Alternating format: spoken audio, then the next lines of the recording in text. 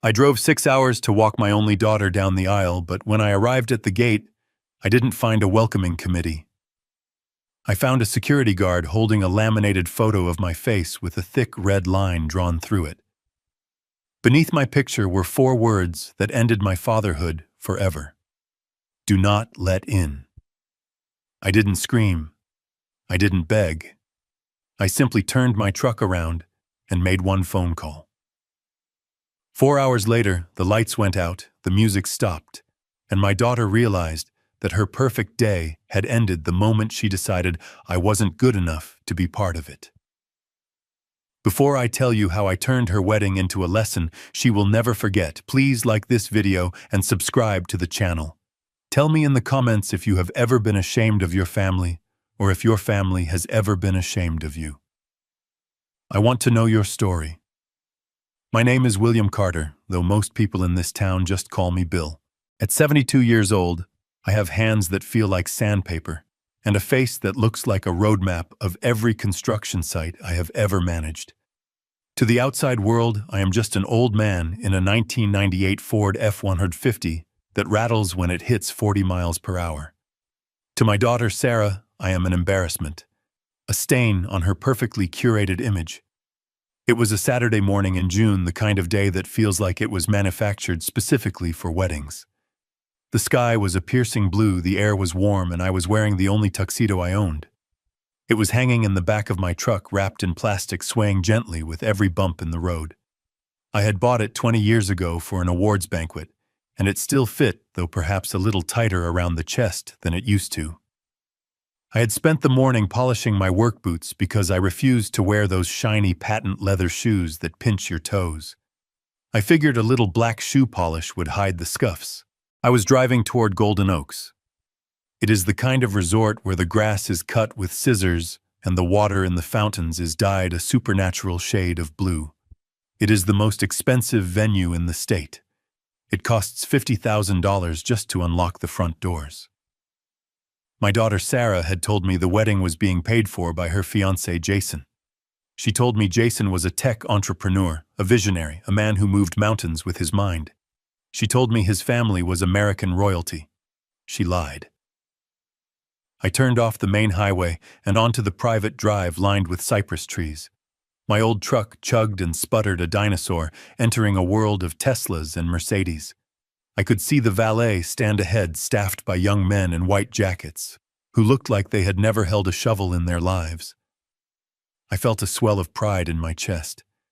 Not because of the luxury, but because my little girl was getting married. Despite the distance that had grown between us over the last few years, despite the missed calls and the short visits, I was still her father. I had a check in my pocket for $50,000. It was my wedding gift to her, a down payment on a house. Or so I thought. I pulled up to the security checkpoint. It wasn't a simple gate. It was a fortress of limestone and iron. A security guard stepped out of the booth. He was a large man wearing a uniform that was too tight with sunglasses that hid his eyes. He didn't look at me. He looked at my truck. He looked at the rust on the fender. He looked at the oil stain I was probably leaving on their pristine pavement. He raised a hand, palm out, stopping me before I could even roll down the window. I rolled it down anyway. The air conditioning in my truck had broken 3 years ago, and I was starting to sweat. Name, the guard barked. He didn't ask. He demanded. William Carter, I said, smiling. I am the father of the bride. The guard didn't check a list. He didn't look at a computer screen. He didn't smile back. Instead, he reached under his counter and pulled out a clipboard. He held it up to my face. Clipped to the board was a photograph. It was a picture of me taken from a distance, probably with a cell phone zoom. I was wearing my denim overalls, standing on the porch of my cabin, holding a wrench. It wasn't a flattering picture. But what drew my eye wasn't the photo itself. It was the thick red marker line slashed diagonally across my face, and the text written in bold, angry letters at the bottom. Banned. Do not admit. If cited, call police immediately. I stared at the image. My brain refused to process it.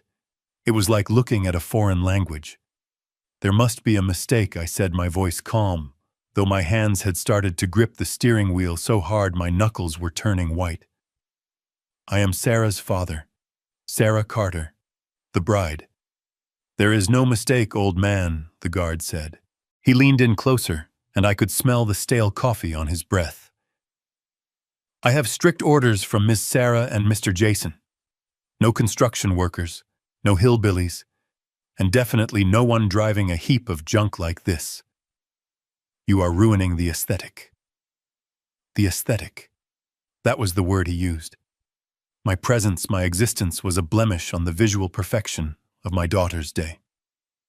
"Turn around," the guard commanded, pointing back toward the highway. "Before you leak any more oil on my driveway. If you are not gone in 30 seconds, I am radioing the sheriff. And trust me, you do not want to spend the night in a cell at your age." I sat there, the engine of my truck idling with a rough, rhythmic thumping. I looked past the guard up the winding drive toward the main clubhouse. I could see the white tents set up on the lawn. I could see the florists carrying massive arrangements of white hydrangeas. I could see the life I had paid for, though they didn't know it yet. My phone buzzed on the passenger seat. I picked it up. It was a text message from Sarah. I opened it, hoping for an explanation, hoping for an apology, hoping that this was all a terrible misunderstanding, and she was texting me to ask where I was. The message was long, and it was cruel. "Dad, please don't make a scene. I saw your truck turning onto the road. Please just go home. Jason's parents are here, and they are elite. They are sophisticated people.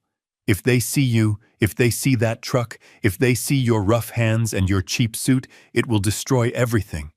You don't fit in this world, Dad. You never have. Please let me have this one day of perfection. I will send you photos later. Just go." I read the message twice. Then I read it a third time. She didn't say she loved me. She didn't say she was sorry. She said I would destroy everything. She said I didn't fit. I looked at the guard. He was tapping his watch, a smug grin on his face. He enjoyed this. He enjoyed the power of turning away a man who clearly didn't belong. He thought he was the gatekeeper of paradise, protecting the beautiful people from the unwashed masses. I didn't argue. I didn't shout. I didn't try to explain that I had built the foundation this guard booth stood on 20 years ago. I didn't tell him that I knew the owner of this resort by his first name. I simply nodded. "Understood," I said. I put the truck in reverse. I backed up slowly, carefully. I turned the wheel, the tires crunching on the gravel. I drove back down the cypress-lined avenue, watching the white tents disappear in my rearview mirror. The drive home was silent. I didn't turn on the radio. I needed the silence to think. I needed the silence to process the fact that the little girl I had carried on my shoulders, the girl whose scraped knees I had bandaged, the girl I had put through college by working double shifts in the freezing rain, had just erased me from her life. I looked at my hands on the steering wheel. They were rough. They were stained with decades of oil paint and cement. Sarah was right about that. These hands were not sophisticated. These hands built things. These hands fixed things. But today, these hands had been rejected. My mind drifted back to a week ago. The memory was sharp and painful, like a stone in my shoe. Sarah had brought Jason to meet me for the first time. It was a surprise visit. I was at my cabin, a small wooden house on 3 acres of land near the river. It wasn't a mansion. It was a home. I had built it myself, plank by plank, after my wife Catherine passed away. It was my sanctuary. Jason had pulled up in a rented Porsche. He stepped out wearing a suit that cost more than my truck. He looked at my cabin with a sneer that he didn't bother to hide. "So this is the shack," Jason had said. He didn't say hello. He didn't shake my hand. He just looked at my home and called it a shack. Sarah laughed. It was a nervous, high-pitched laugh. "I know," she said, grabbing Jason's arm. "I keep telling him to sell it. The land is worth something even if the house is garbage. We could use that money, Jason. Imagine if we put it into your crypto project.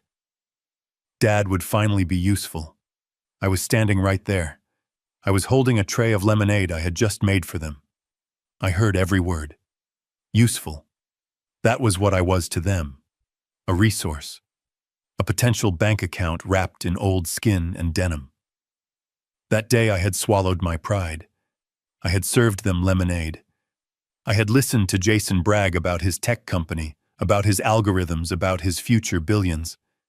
I had listened to Sarah agree with everything he said, looking at him with eyes that were blind to his arrogance. Dad, Sarah had said before they left that day, about the wedding. We are keeping it small. Just close friends. Maybe it is better if you don't worry about the travel. It is a long drive for an old man. I had insisted. I told her I wouldn't miss it for the world. I told her I had saved up. I told her I wanted to be there. She had sighed. Fine.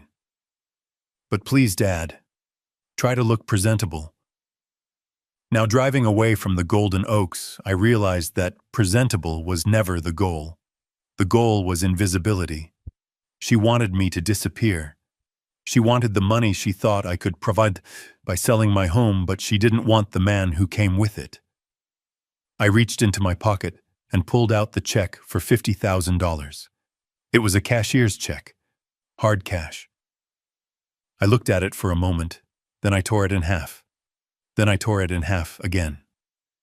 I opened the window and let the pieces of paper fly out into the wind. They scattered like confetti along the highway.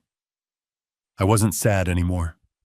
The sadness had evaporated the moment I saw that red line across my face. What was left was something colder, something harder. It was the clarity of a man who examines a blueprint and realizes the structure is unsound. When a building has a rotten foundation, you don't paint over it. You don't try to patch it. You tear it down.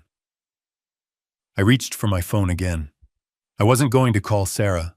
I wasn't going to beg for entry. I scrolled through my contacts until I found the name I needed. Mr. Henderson. Henderson was my lawyer. But he was more than that. He was the keeper of my secrets. He was the man who managed the Carter Trust. See, Sarah and Jason made a fatal miscalculation. They judged me by my truck. They judged me by my overalls. They assumed that because I lived simply, I was simple. They assumed that because I lived in a cabin, I was poor. They didn't know that I had retired from construction 10 years ago because I had sold my company for $8 million. They didn't know that I owned 3 apartment complexes in the city. They didn't know that I was the silent majority shareholder of the hospitality group that owned the Golden Oaks Resort. I pressed the call button. Henderson answered on the second ring. Bill, is everything all right? The ceremony should be starting soon. It is not starting, Henderson, I said. My voice was steady. I want you to pull the file on the Golden Oaks event for today. The Sarah Carter and Jason Miller wedding. I have it right here, Henderson said. You paid the invoice in full last month, $200,000, under the anonymous donor clause, just like you asked. Sarah thinks Jason's family paid for it. Correction, I said. I want you to activate Clause 14C of the sponsorship agreement. There was a pause on the line. I could hear Henderson shuffling papers. Clause 14C. Bill, are you sure? That is the immediate revocation clause. It states that funding can be withdrawn instantly if the benefactor is insulted, refused entry, or treated with indignity by the beneficiaries. It is the nuclear option. I am sure, I said. I was refused entry. I was banned. There is a poster of my face at the security gate. Good God, Henderson whispered. His tone shifted from professional to furious. They did what? Shut it down, Henderson. I want you to call the venue manager. I want you to call the catering company. I want you to call the florists. Tell them the credit card on file has been reported stolen. Tell them the funding is pulled. Tell them to stop everything. Right now. Bill, the wedding is in progress. The guests are seated. If we do this, it will be chaos, I know, I said. I looked at the road stretching out before me. Do it. And Henderson. Yes, Bill. Call the resort management. Tell them I want access to the security camera feed. If I can't be there to see my daughter's big day, I want to watch it from my iPad. Consider it done, Henderson said. I hung up the phone. I was 20 minutes from home. 20 minutes until I could pour myself a drink, sit in my favorite chair, and watch the house of cards collapse. They wanted a wedding without me. They were about to get exactly what they asked for. But they forgot one thing. A wedding costs money, and the bank of Dad had just closed its doors forever. I pulled into the dirt driveway of my cabin. The sun was starting to dip lower in the sky, casting long shadows across the porch. It was peaceful here. The river flowed quietly in the distance. The birds were singing. It was a stark contrast to the storm I had just unleashed. I walked inside and didn't even turn on the lights. I went straight to the wall safe behind the painting of the old mill. I spun the dial. Click, click, click. The heavy door swung open.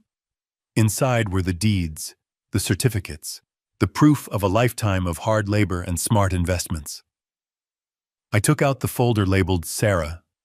It contained the trust fund documents I had set up for her.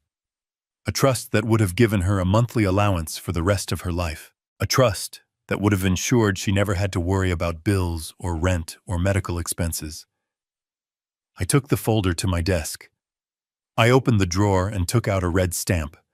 It was the stamp I used for rejected construction bids. Void. I stamped the first page, then the second, then the third. The sound of the stamp hitting the paper was loud in the quiet room. Thump, thump, thump. It wasn't anger. It was housekeeping. I was cleaning up the mess. I went to the kitchen and poured a glass of whiskey. It wasn't the expensive stuff Jason drank. It was the cheap stuff that burns on the way down. It tasted like truth. I sat down in my leather armchair and opened my iPad. I logged into the secure server for the Golden Oaks Resort. Henderson had worked fast. The login credentials were already in my inbox. I selected the camera feed for the grand ballroom. The image flickered to life. It was magnificent. Crystal chandeliers dripped from the ceiling. Tables were set with gold-rimmed plates and crystal glasses.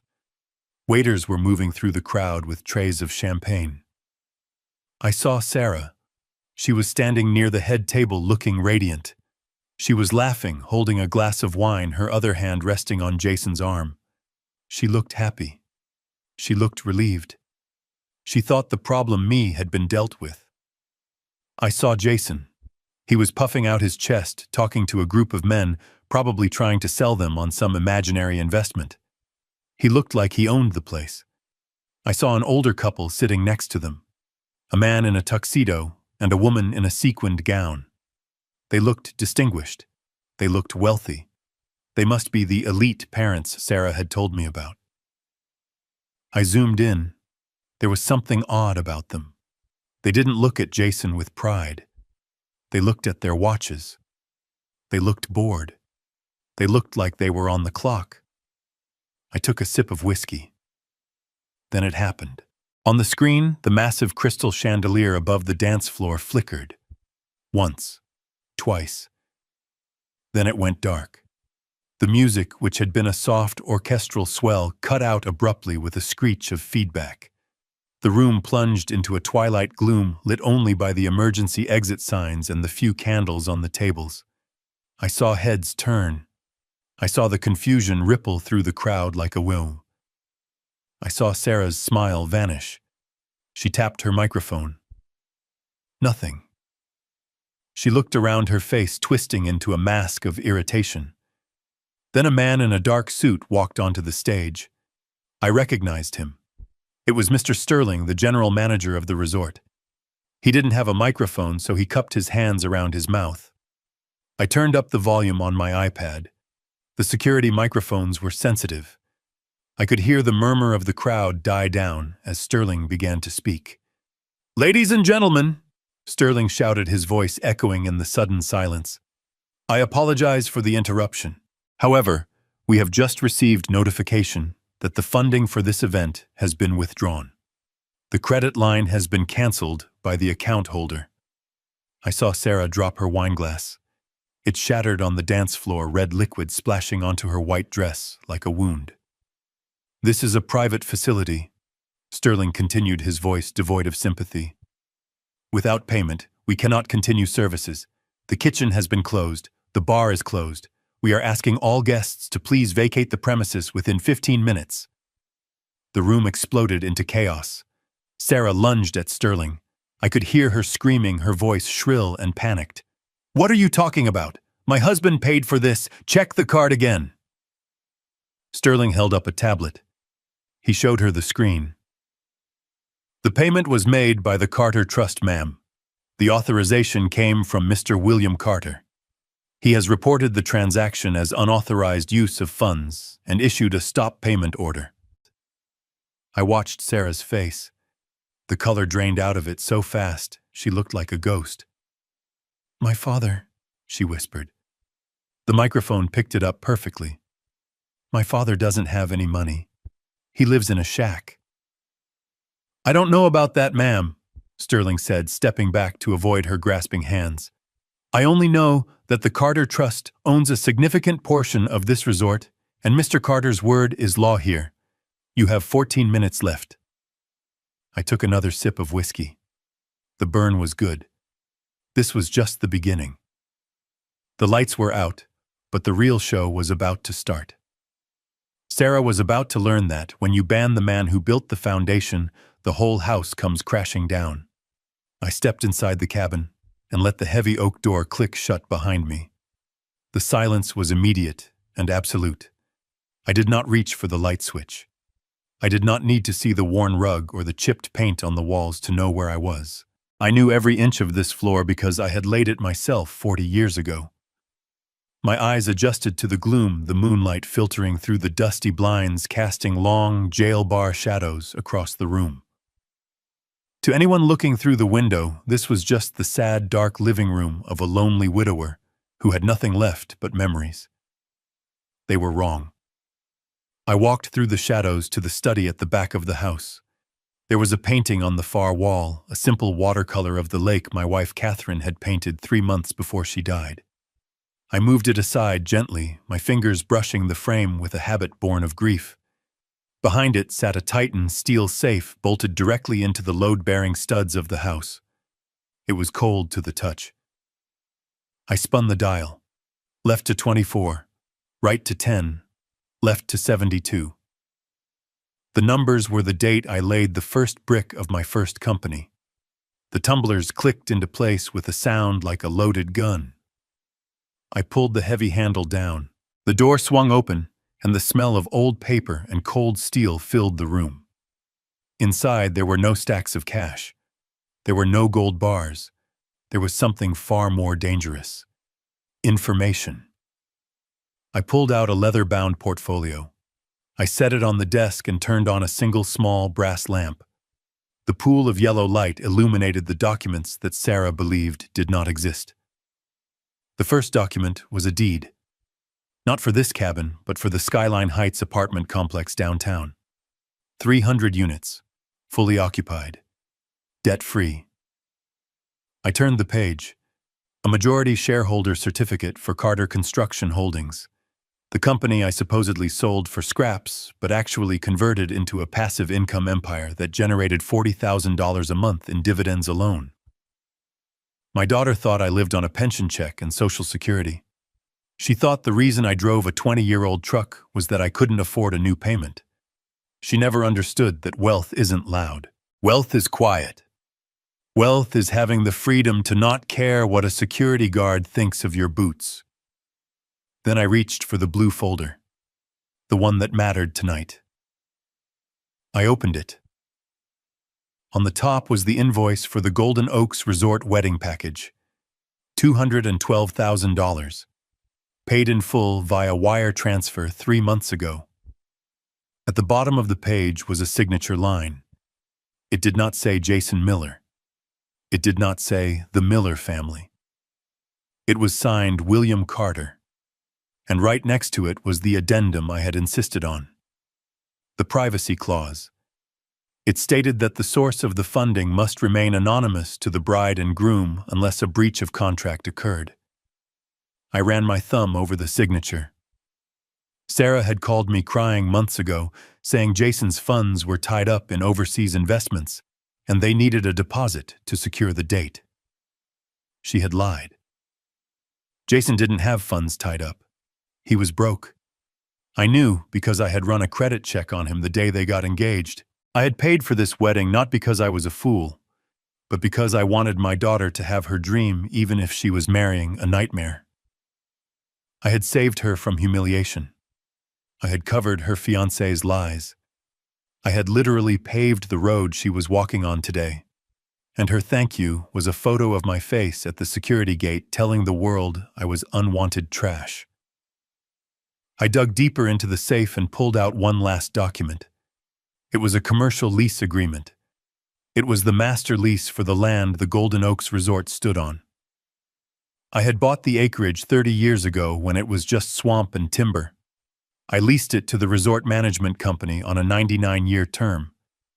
I wasn't just the man who paid for the party. I was the landlord of the very soil Sarah was standing on right now. If I wanted to, I could technically evict the entire resort, though that would take months of court battles. But I didn't need to do that. I just needed to stop the music. I looked at the papers spread out under the lamp. They were proof of a life spent building, saving, and protecting. They were the legacy I had built for Sarah, and tonight she had rejected the builder but tried to keep the building. I looked at the clause again. Clause 14C, breach of conduct. It gave the benefactor the right to terminate the event immediately if the venue or the guests acted in a way that dishonored the donor. Banning the man who wrote the check was definitely a dishonor. I wasn't just an old man in a truck anymore. In this room, under this lamp, I was the institution. I was the bank. I was the CEO. And I was about to call in a debt that could not be paid. I closed the folder. The sound was final. It was the sound of a gavel hitting the block. It was time to make the call. I reached into the bottom drawer of my desk, past the old blueprints and the faded tax returns from 1999. My hand closed around a thick manila envelope that had been delivered to my doorstep 3 days ago via private courier. It had no return address, just a red stamp that read confidential. I had resisted opening it until now. A part of me, the part that was just a father who wanted to walk his little girl down the aisle, had wanted to believe the fairy tale. I wanted to believe that Jason really was the tech visionary Sarah claimed he was. I wanted to believe that she had found a partner who could provide for her the way I always had. But the builder in me, the man who knows that you never pour concrete until you have tested the soil, knew better. I had hired Reynolds, the best private investigator in the state, a month ago, when Sarah started asking me for large sums of cash to cover investment opportunities Jason had found. I pulled the tab on the envelope. The sound of the paper tearing was sharp in the quiet room. I slid the contents out onto the desk right next to the deed to the resort. It was a dossier. A thick stack of paper clipped together, smelling of toner and cold hard facts. The first page was a summary. A background check on one Jason Alexander Miller. I scanned the basic information. Date of birth, social security number, last known address. It wasn't the penthouse apartment Sarah had bragged about. It was a sublet in a transient neighborhood near the airport. Then I got to the employment history. Sarah had told me Jason was the CEO of a company called Nebulous Systems. She said they were revolutionizing the blockchain. She used words like synergy and disruption. I looked at the report. Reynolds was thorough. Occupation, unemployed. Previous employment, shift supervisor at a car rental agency, terminated for cause. Sales associate at a cell phone kiosk, quit after 3 months. There was no Nebulous Systems. There was no tech empire. There was just a website registered on a free domain host 3 months ago, populated with stock photos of people shaking hands in glass conference rooms. The CEO headshot wasn't even Jason. It was a model from a stock image library. I turned the page and felt a cold knot tighten in my stomach. The financial section.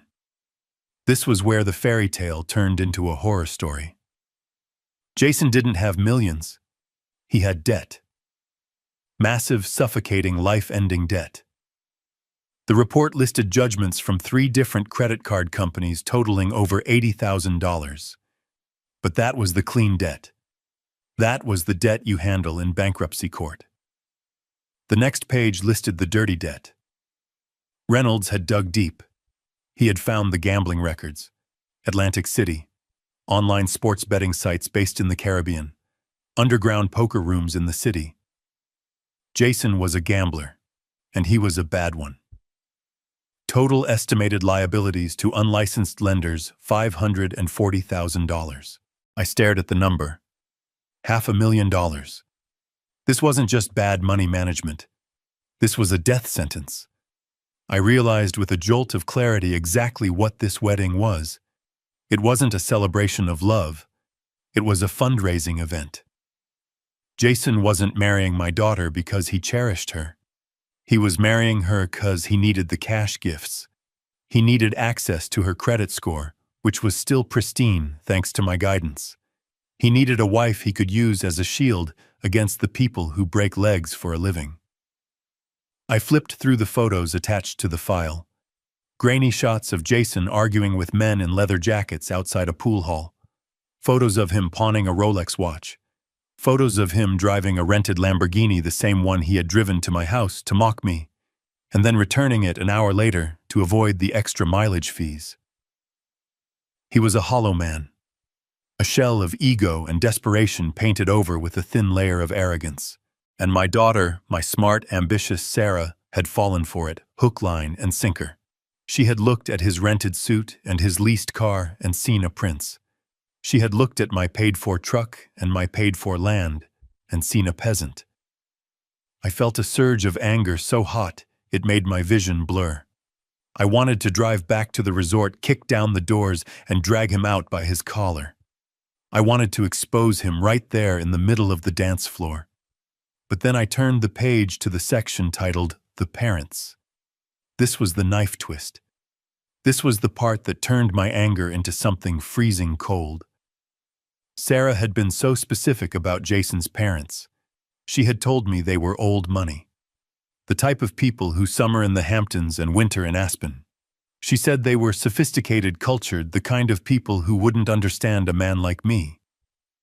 That was her justification for the sign at the gate. She was protecting their delicate sensibilities from the sight of her blue-collar father.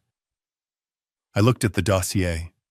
Reynolds had identified the couple sitting at the head table right now. The man was not an oil tycoon. His name was Gary. He was a retired high school drama teacher who did local commercials for car dealerships. I recognized him now. He was the guy who yelled about low financing rates on the local cable channel at 2 a.m. The woman was not a socialite. Her name was Linda. She was a former hostess who picked up extra work through a casting agency for distinguished seniors. Booking fee, $200 per hour plus meals. I leaned back in my chair, the leather creaking under my weight. The silence of the cabin felt heavy, pressing against my eardrums. My daughter had abandoned her real father, the man who had held her hand when she got stitches, the man who had paid for her braces, the man who had taught her how to ride a bike to make room for 2 actors hired from a catalog. She had traded flesh and blood for props. She was ashamed of me. She was ashamed of the sawdust on my clothes and the calluses on my hands. She wanted a fantasy so badly that she was willing to cut out the only real thing in her life to get it. The anger I had felt moments ago began to recede, leaving behind a vast, empty pity. It was a cold, clinical pity. I looked at the photo of Sarah clipped to the file. She looked so happy in the picture, oblivious to the shark swimming next to her. She thought she had won the lottery. She thought she was ascending into the elite class. She was actually walking into a trap, Jason was going to drain her dry. He was going to take every penny I had given her over the years. He was going to ruin her credit mortgage, her future, and leave her with nothing but debt and regret. If I went there now and stopped the wedding by force, she would hate me. She would say I was jealous. She would say I was trying to ruin her happiness. She wouldn't believe the dossier. She would say I forged it. She was too deep in the delusion. I realized then that I couldn't save her from the fall. I could only choose when to pull the safety net away. She had called me a simple man. She had mocked my intellect. She thought she was smarter than me because she worked in marketing and I worked in dirt. But she couldn't see a con artist standing 3 feet in front of her. I picked up the photo of the fake parents again. Gary and Linda. They were probably eating the lobster thermidor I had paid for right now. They were drinking the vintage champagne I had authorized. They were playing their roles perfectly, smiling and nodding, checking their watches, waiting for their shift to end so they could collect their check and go home. And Sarah. She was beaming at them, desperate for their approval, desperate to be accepted into a family that didn't exist. It was pathetic. It was the most tragic thing I had ever seen. My eyes moved to the bottom of the dossier where Reynolds had stapled a printout of Jason's text messages. He had managed to clone Jason's phone for a brief window. The texts were from yesterday. From Jason to a contact named Vinny, "Don't worry about the payment. The wedding is tomorrow." The old man gave her a fat check, plus the cash gifts. "I'll have your $50K by Monday. Just call off the dogs." From Sarah to Jason, I handled my dad. "He won't be coming. I told security to keep him out. I don't want him embarrassing your parents." From Jason to Sarah, "Good girl. We don't need that trash around us. We are building an empire, babe." Trash. That is what he called me. And she agreed. Good girl, he called her. Like she was a dog he had trained to bite the hand that fed her. I closed the dossier. The pity hardened into resolve. I wasn't just an excluded father anymore. I was the judge, and the verdict was guilty. She wanted to live in a fantasy, fine. I would let the fantasy play out until the lights went off. I would let her stand in the dark with her fake husband and her fake in-laws. I would let her feel the cold reality of the world she had chosen. I wasn't doing this to be cruel. I was doing this because it was the only lesson she would ever understand. You cannot build a life on lies. You cannot build a future on debt. And you certainly cannot build happiness by discarding the people who love you. I looked at the phone on my desk. It was time to make the call to Henderson. It was time to cut the power. It was time to show Sarah exactly what her empire was worth when the Bank of Dad stopped making deposits. I reached for the receiver. My hand was steady. I didn't feel like crying anymore. I felt like working. And tonight, my work was demolition. I was going to bring the whole house down, brick by fake brick. I picked up the receiver of the landline on my desk. It was an old, heavy black phone, the kind that feels like a weapon in your hand. I dialed Arthur Henderson's private mobile number. I didn't need to look it up.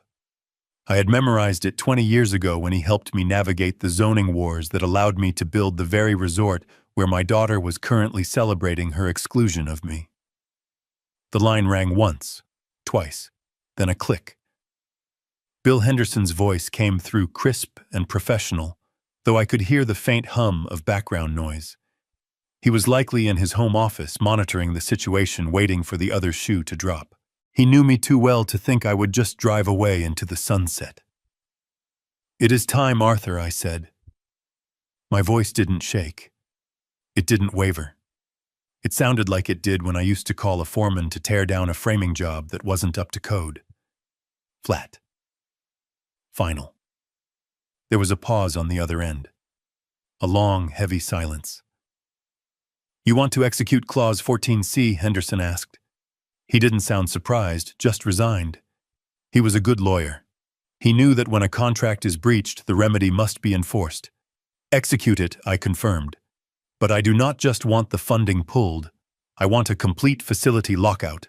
We are moving from a sponsorship withdrawal to a hostile shutdown. I leaned forward in my chair, resting my elbows on the dossier of Jason's lies.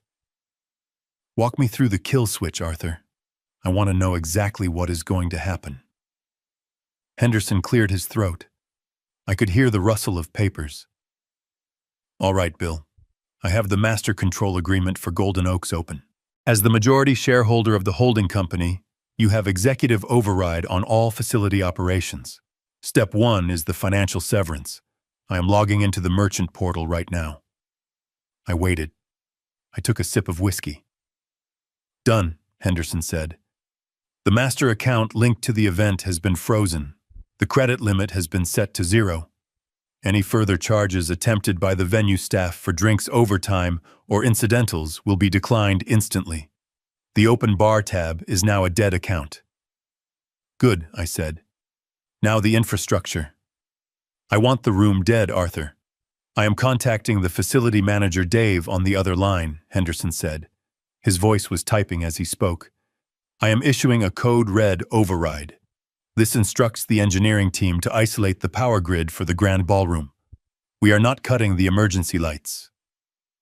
We don't want a lawsuit for injuries, but the main stage power, the audio-visual circuits, and the atmospheric lighting are being cut. How long, I asked. 90 seconds, Henderson replied. Dave is at the breaker panel. He is just waiting for my confirmation code. Give it to him, I said. And the sound. The sound system is on a separate loop, Henderson explained. We are remotely revoking the digital license for the DJ's interface. His console is going to lock up. The microphones will mute. The speakers will cut. Silence, Bill. Absolute silence. And the food, I asked. I paid $50,000 for a 5-course meal. I don't want Jason or his fake parents taking a single bite of the entree. The catering manager is getting the call now, Henderson said. The order is to cease service immediately. The waitstaff is being instructed to clear the tables. If the food hasn't been served, it stays in the warming ovens. If it is on the table, it gets bussed. The contract states that upon funding cancellation, all unconsumed inventory remains the property of the vendor. They aren't going to feed a party that isn't paying. I looked at the screen of my iPad. The party was still in full swing. Sarah was laughing. Jason was pouring champagne. They looked so secure, so untouchable. One more thing, Arthur, I said. The honeymoon suite. The presidential villa. Ah, Henderson said. The jewel of the resort. Lock it out, I ordered. I want their keycards deactivated. I want the reservation wiped from the system. I want security to flag their names. If they try to go up there tonight to hide or to sleep, or to consummate this farce of a marriage, I want the red light to flash on the door. I want them standing in the hallway with their luggage, realizing they have nowhere to go. It is done, Bill Henderson said softly. I just sent the command to the central server. The keys are plastic scrap. The room has been released back into inventory.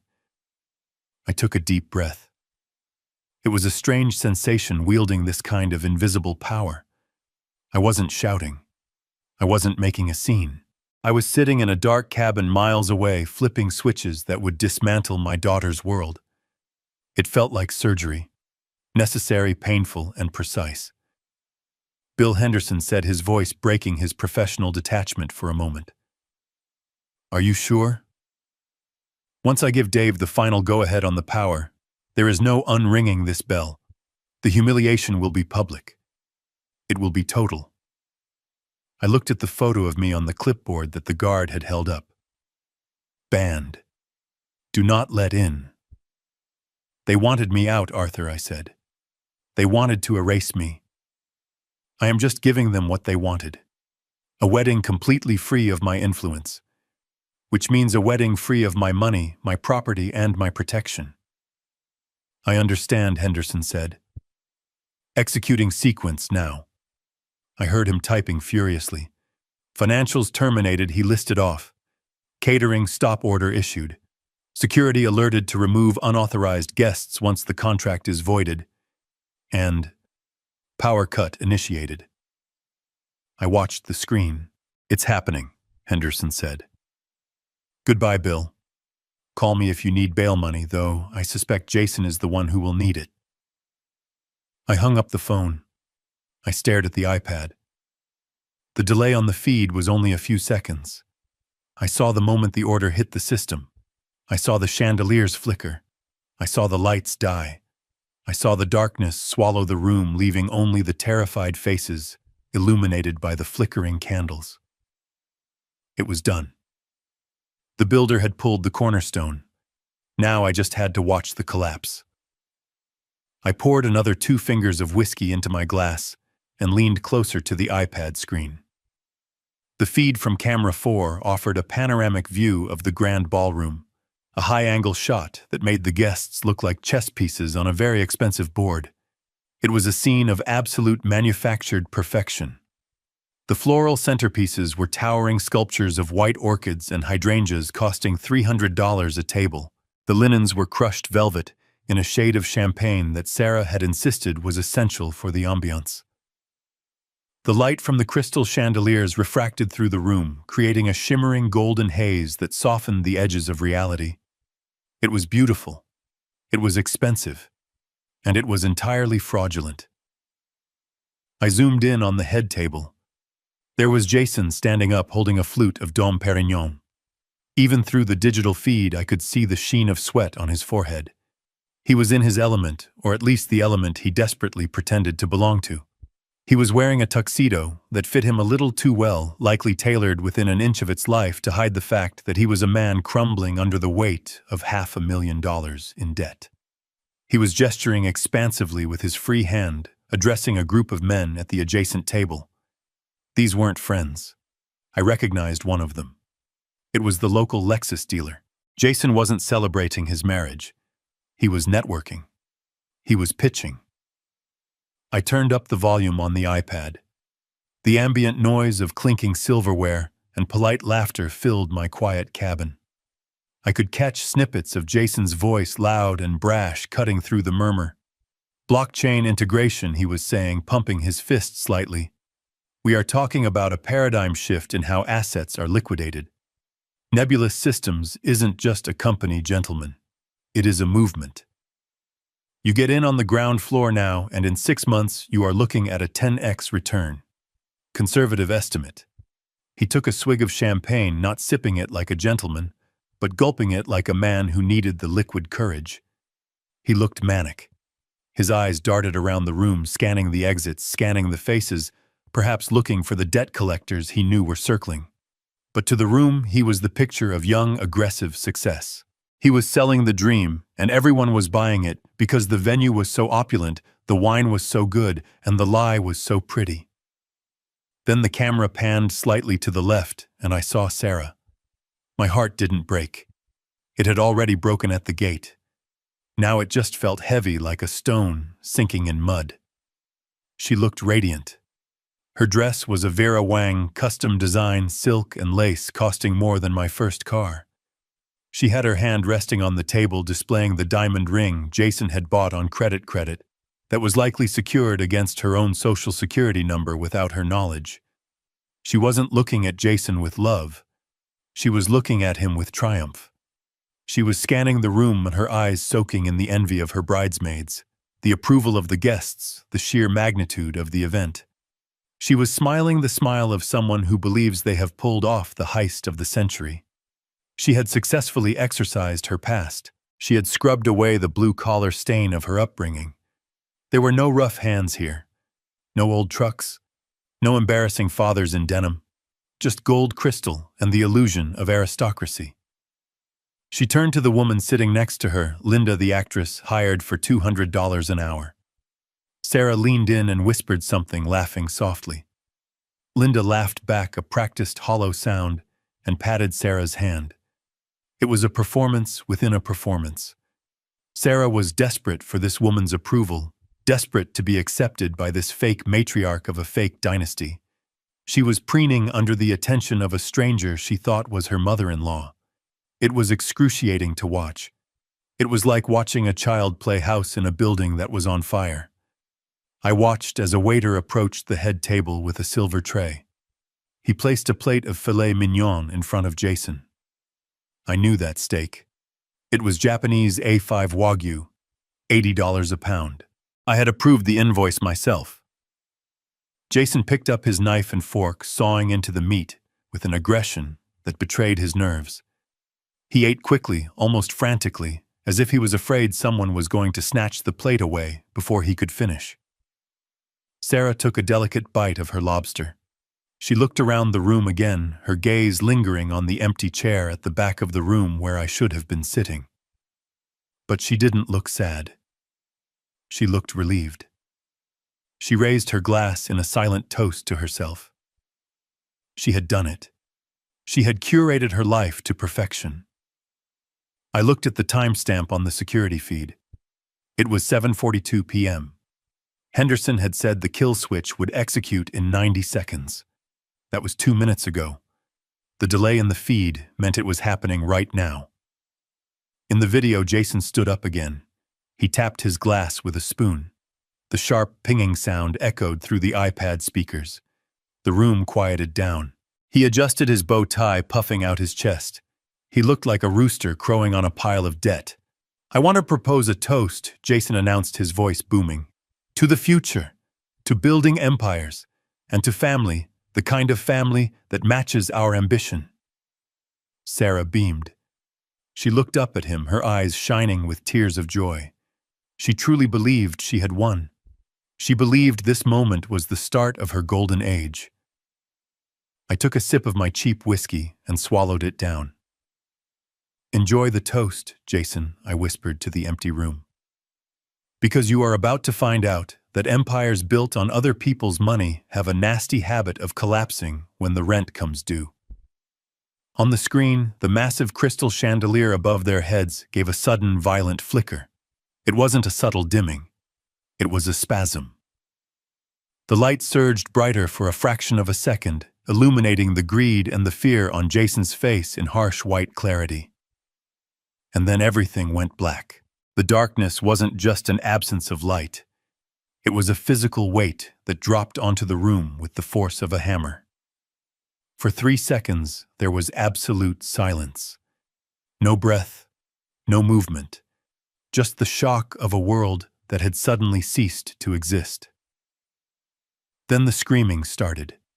It wasn't the scream of people in mortal danger. It was the scream of entitlement being denied. It was the sound of 200 people realizing their comfort had been snatched away without permission. I watched on the iPad screen as the infrared night vision on the security cameras kicked in, turning the scene into a ghostly, greenish monochrome. Jason was still standing with his glass raised, frozen, like a statue. He tapped the microphone. Thump, thump.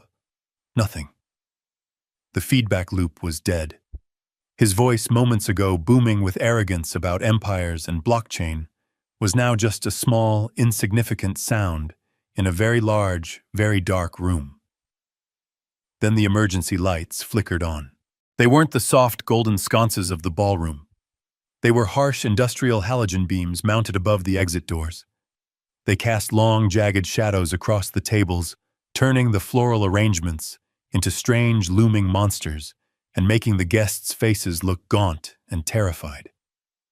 The illusion of the fairy tale was gone.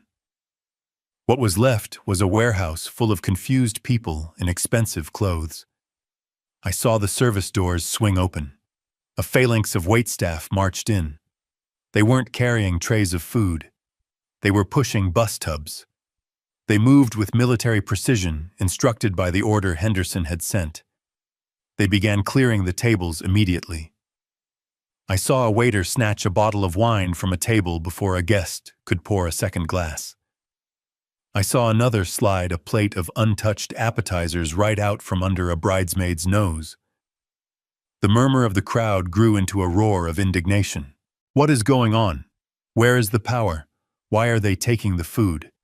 Then the man I had been waiting for appeared. Mr. Sterling, the general manager, walked onto the center of the dance floor. He didn't need a microphone. He had the kind of voice that could cut through concrete. He held a tablet in one hand and a megaphone in the other, though he didn't raise it yet. He looked up at the head table directly at Jason and Sarah. "Ladies and gentlemen," Sterling shouted. The room quieted down, not out of respect, but out of confusion. "May I have your attention, please? This event has been terminated effective immediately." Sarah stood up so fast her chair fell over backward with a loud crash.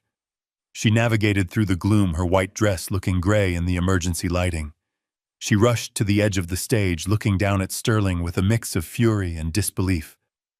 "Terminated!" she shrieked. Her voice cracked. "Are you insane? Do you know who we are? My husband paid for this entire night. Turn the lights back on right now, or I will sue you for every penny you have." Sterling didn't flinch. He didn't apologize. He looked at her with the weary expression of a man who deals with tantrums for a living, but finally has the authority to end one. "Mrs. Miller," Sterling said, his voice projecting clearly to the back of the room. "Your husband did not pay for this event. The invoice for the Golden Oaks Grand Package totaling $212,000 was paid by the Carter Trust." A ripple went through the crowd. I saw heads turn. People were whispering. "Carter, isn't that her maiden name?" Sarah froze. "The Carter Trust, that's my father. But that's impossible. He doesn't have that kind of money. He's a construction worker." "I cannot speak to your father's profession, ma'am," Sterling said, tapping his tablet screen. "I can only speak to the fact that William Carter is the account holder. And 10 minutes ago, Mr. Carter issued a formal stop payment order on all funds associated with this event, due to a breach of contract." "Breach of contract?" Sarah stammered. She looked back at Jason, who had slumped into his chair, his face buried in his hands. "What breach?" Sterling looked up at her, and even through the grainy camera feed, I could see the cold satisfaction in his eyes. "Clause 14C, Sterling announced to the room. "The donor reserves the right to withdraw funding if they are denied access to the event or treated with indignity. We received a report from Gate Security that Mr. Carter was barred from entering the premises on your specific orders. He was turned away at the gate." The room gasped. It was a collective intake of breath that sucked the air out of the ballroom. The guests turned to look at each other. The whispers became louder, sharper. "She banned her own father. The guy who paid for all this. I thought she said her husband was a crypto millionaire." Sarah looked around, her eyes wide with panic. She was losing the narrative. The story she had spun for years, the story of the self-made woman marrying the tech genius, was unraveling in real time. "That's a lie," she screamed, pointing a trembling finger at Sterling. "My dad is a broke old man. He lives in a shack. He couldn't pay for a coffee, let alone this wedding. Jason paid. Jason, tell them." She turned to Jason. She grabbed his shoulder and shook him. "Jason, tell him, show him the receipt, show him the bank transfer." Jason looked up. His face was pale, slick with sweat. He looked like a cornered animal. He didn't look at Sarah. He looked at the exit signs. "Jason," Sarah whispered. The microphone on the head table had been cut, but the ambient mics caught her voice perfectly. "Why aren't you saying anything?" Jason stood up slowly. He adjusted his jacket, but his hands were shaking so bad he couldn't straighten the lapels. "There was a mix-up with the bank," Jason mumbled. "It was weak. It was pathetic. My funds are overseas. The transfer must have bounced. I told your dad to cover the deposit just in case." "The deposit?" Sterling laughed. It was a harsh, dry sound. "Mr. Miller, the Carter Trust paid the full balance 3 months ago. You haven't paid a dime. In fact, the credit card you put on file for incidentals was declined an hour ago for a $10 charge at the lobby bar." The humiliation was total. It was absolute. 200 people watched as the golden boy crumbled into dust. The man who claimed to be building empires couldn't even buy a cocktail. Sterling raised the megaphone now. He wasn't talking to Sarah anymore. He was talking to the crowd. "The kitchen is closed," Sterling announced, his voice amplified and distorted, echoing off the walls like the voice of doom. "The bar is closed. Security is currently escorting the valet staff off the premises. If you want your cars, I suggest you retrieve your keys from the front desk immediately. You have 10 minutes to vacate the property before we lock the main gates." The panic set in instantly. It wasn't the panic of danger. It was the panic of inconvenience. The elite guests, the people Sarah had so desperately wanted to impress, didn't rally around her. They didn't offer support. They scrambled. I watched as women in $5,000 gowns shoved past each other to get to the doors. I watched men in tuxedos shouting into their phones, calling their drivers, demanding to be picked up. The waiters continued their work, relentless and efficient. They stripped the tablecloths off the tables while people were still standing next to them. The sound of silverware crashing into bins was the soundtrack to the exodus. Sarah stood alone on the stage. Jason had vanished into the crowd, slipping away like a thief in the night. She looked at the empty tables.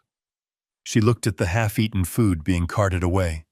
She looked at the darkness that surrounded her.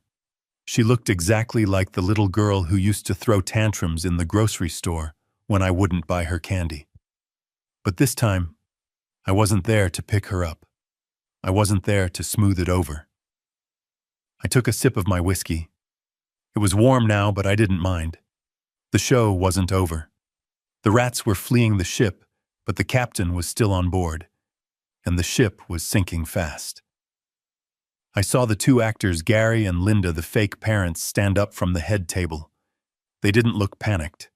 They looked annoyed. Gary checked his watch. Linda picked up her purse. They walked over to Sarah, who was staring blankly into the middle distance. I turned up the volume.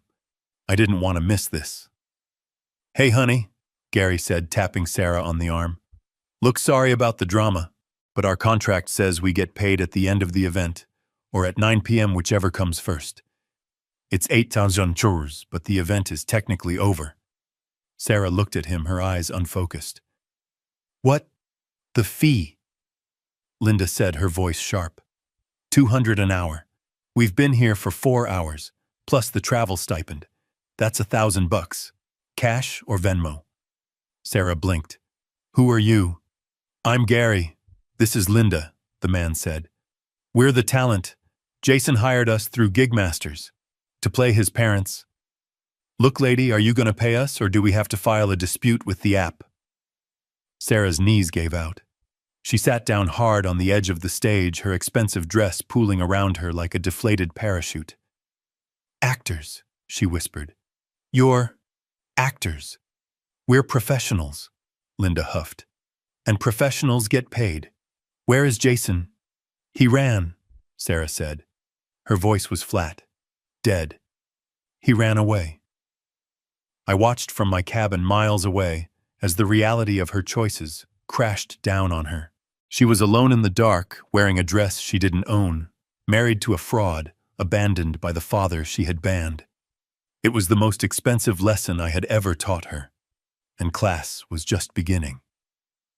I watched the screen as the woman Sarah believed to be her mother-in-law unclasped her purse. The movement was sharp, devoid of the graceful, aristocratic languor she had displayed all evening. Linda, the $200 an hour extra, was done performing. She reached into her clutch, pulled out a pack of cigarettes, and lit one right there at the head table. The flame from her lighter flared in the gloom, a tiny beacon of rebellion against the sudden austerity of the room. The smoke curled up toward the dead chandelier. It was the ultimate breach of etiquette in a venue that prided itself on exclusivity, but Linda clearly didn't care about the rules of a game that had just been canceled. She took a long drag, exhaled a gray plume into the face of a stunned bridesmaid, and turned her attention to my daughter. Sarah was still slumped on the stage, her expensive dress pooling around her like a puddle of spilt milk. She looked up at the woman, her eyes wide and wet, seeking comfort. She reached out a trembling hand, perhaps expecting the maternal warmth that Linda had been contracted to provide for the past 6 hours. Mom, Clara whimpered. Her voice was thin, barely audible over the murmur of the crowd. Mom, what do we do? Linda looked at her. She didn't smile. She didn't offer a hug. She checked her wristwatch, tapping the glass face with a manicured fingernail. Don't call me Mom, honey, Linda said. Her voice carried. It was a smoker's voice, raspy and hard, nothing like the cultured mid-Atlantic accent she had been using all night. The contract ended at 8 o'clock. It is 8:05. I am off the clock. And frankly, this working environment is unsafe. Sarah blinked, her brain misfiring as it tried to reconcile the woman in front of her with the character she had married into. Contract, Sarah whispered. Gary, the man playing the father, stepped forward. He loosened his bow tie, undoing the top button of his shirt with a sigh of relief. He looked down at Sarah with the expression of a contractor looking at a client whose check had bounced. Look, Lady Gary said, pointing a finger at her. We are professionals. We did the rehearsal dinner. We did the meet and greet. We sat through that hour-long ceremony without yawning once. We held up our end of the deal. But Jason explicitly stated we would be paid in cash immediately following the speeches. He looked around the darkened room, scanning the shadows for the groom who had vanished. We haven't been paid, Gary announced to the room. And I don't work for free. I have a car payment due on Tuesday. The guests nearest the stage stopped their frantic whispering. They leaned in. This was better than the wedding. This was a car crash in slow motion. You're actors, a woman in the front row asked. I recognized her. It was Sarah's college roommate, a girl who had always made Sarah feel inferior about her background. Gary turned to the crowd and gave a theatrical bow. Gary Henderson, SAG-AFTRA. Eligible at your service, he said. You might recognize me from the Tri-State Mattress Depot commercials. I'm the guy who sleeps on the cloud. A ripple of recognition went through the crowd. Someone laughed. It was a short, sharp bark of disbelief. Wait, a man shouted from table 4. You told me you made your fortune in offshore drilling. We spent 20 minutes talking about oil futures. I improvised, Gary shrugged. It is called method acting. I Googled it in the car on the way over. The humiliation was expanding, radiating outward from Sarah like a shockwave. She scrambled to her feet, her heels slipping on the polished floor. Stop it, she screamed. Stop talking. You are Jason's parents. You live in Martha's Vineyard. You have a yacht. Linda blew another stream of smoke into the air. Honey, I live in a 2-bedroom apartment in Queens and I take the subway, she said flatly. The only yacht I have ever been on is the Staten Island ferry. Now, are you going to pay us, or do we have to call the police and report a theft of services? Sarah looked around wildly. Jason, she shrieked. Jason, tell them to stop. But Jason was gone. The rat had scurried off the ship the moment the water started rushing in. Sarah stood alone, surrounded by the wreckage of her lies. The 2 people she had used to validate her social climbing, the 2 people she had preferred over her own flesh and blood, were now shaking her down for petty cash in front of 200 witnesses. And then the phones came out. It started with 1 or 2, a discreet lift of a smartphone, a quick snap. But as the absurdity of the situation sank in, the floodgates opened. The guests, these people Sarah had curated so carefully, these friends she wanted to impress so desperately, turned on her. They weren't helping her. They were filming her. I watched on my screen as dozens of small, rectangular lights illuminated the darkness. They were like fireflies surrounding a dying animal. The flashes popped, blinding Sarah, freezing her terror in high definition. I could see their lips moving.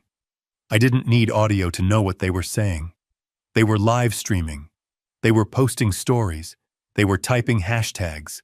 Wedding fail. Groom missing. Fake parents. Sarah covered her face with her hands. She tried to hide, but there was nowhere to go. She was trapped in the center of the room, illuminated by the merciless glow of social media. This is what she wanted, I thought, taking a sip of whiskey. She wanted to be the center of attention. She wanted to be viral. She wanted everyone to look at her. Well, they were looking now. One of the bridesmaids, a girl in a pink dress, who looked like she had cost more than my entire house, stepped up to the edge of the stage. She didn't offer a hand to help Sarah down. She held up her phone and started recording a selfie video with Sarah sobbing in the background. "Oh my God, you guys," the bridesmaid said, her voice carrying to the security mic. "You will not believe this. The groom is a fraud. The parents are paid actors, and the bride just got dumped at the altar because the checks bounced. This is literally the most insane thing I have ever seen." Sarah heard her. She lowered her hands. She looked at her friend. "Becky," Sarah whispered. "Please, don't." Becky didn't stop recording. She just pivoted to get a better angle of the fake mother smoking a cigarette. "This is gold," Becky said. I watched Sarah's posture collapse. It wasn't just fear anymore. It was the crushing weight of realization. She was realizing that these people weren't her friends. They were an audience, and she had just become the entertainment. Linda stepped closer to Sarah, invading her personal space. "Look, sweetheart," Linda said, her voice dropping to a menacing growl. "Jason owes us $2,000. If he is not here, the debt falls to you. You are the bride. You are the partner. Pay up." "I don't have it," Sarah sobbed. "I don't have any money. Jason handled everything." "Then give me the ring," Linda said. I sat up straight in my chair. What Sarah gasped, clutching her left hand. "The ring," Linda repeated. She reached out and grabbed Sarah's wrist. "It looks like a 2-carat stone. If it is real, it will cover our fee. If it is cubic zirconia, I am going to be very upset." "No," Sarah screamed, trying to pull away. "It is my engagement ring." "It is collateral," Gary added, stepping in to block Sarah's retreat. "Hand it over and we walk. Don't hand it over and we call the cops. Theft of services is a misdemeanor, but with the amount involved here, we might be able to push for grand larceny if we pool our claims." The guests were laughing now. Not a polite titter, but a cruel, raucous laughter. They were cheering for the actors. They were chanting, "Give her the ring, give her the ring." It was a mob dressed in tuxedos and evening gowns. They had been denied their dinner, they had been denied their party, and now they wanted blood. They wanted a sacrifice. Sarah looked at the crowd. She looked at the faces of the people she admired, the people she had banned me to impress, and she saw nothing but mockery. She looked down at her hand. Her fingers were trembling so violently, the diamonds sparked in the gloom. "Fine," she screamed. Take it, and get out." She wrenched the ring off her finger. She didn't hand it to Linda. She threw it. The ring skittered across the floor, spinning like a top. Linda moved with surprising speed for a woman of her age. She snatched it up before it could roll into a vent. She held it up to the beam of an emergency light, squinting at it. "It looks decent," Linda judged. "Probably worth a pawn shop quick sale." She looked at Gary. "We're good." "We're good," Gary said. He looked at Sarah one last time. He didn't say sorry. He didn't say goodbye. He just buttoned his collar, fixed his tie, and slipped back into the character of a man who had better places to be. "Pleasure doing business with you," he said. The two actors turned and marched off the stage, pushing their way through the crowd of jeering guests.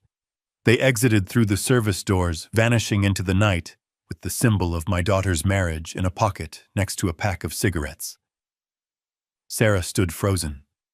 She looked at her bare hand. The pale strip of skin where the ring had been was the only clean thing left on her. The guests began to filter out, their entertainment concluded. They didn't say goodbye to the bride.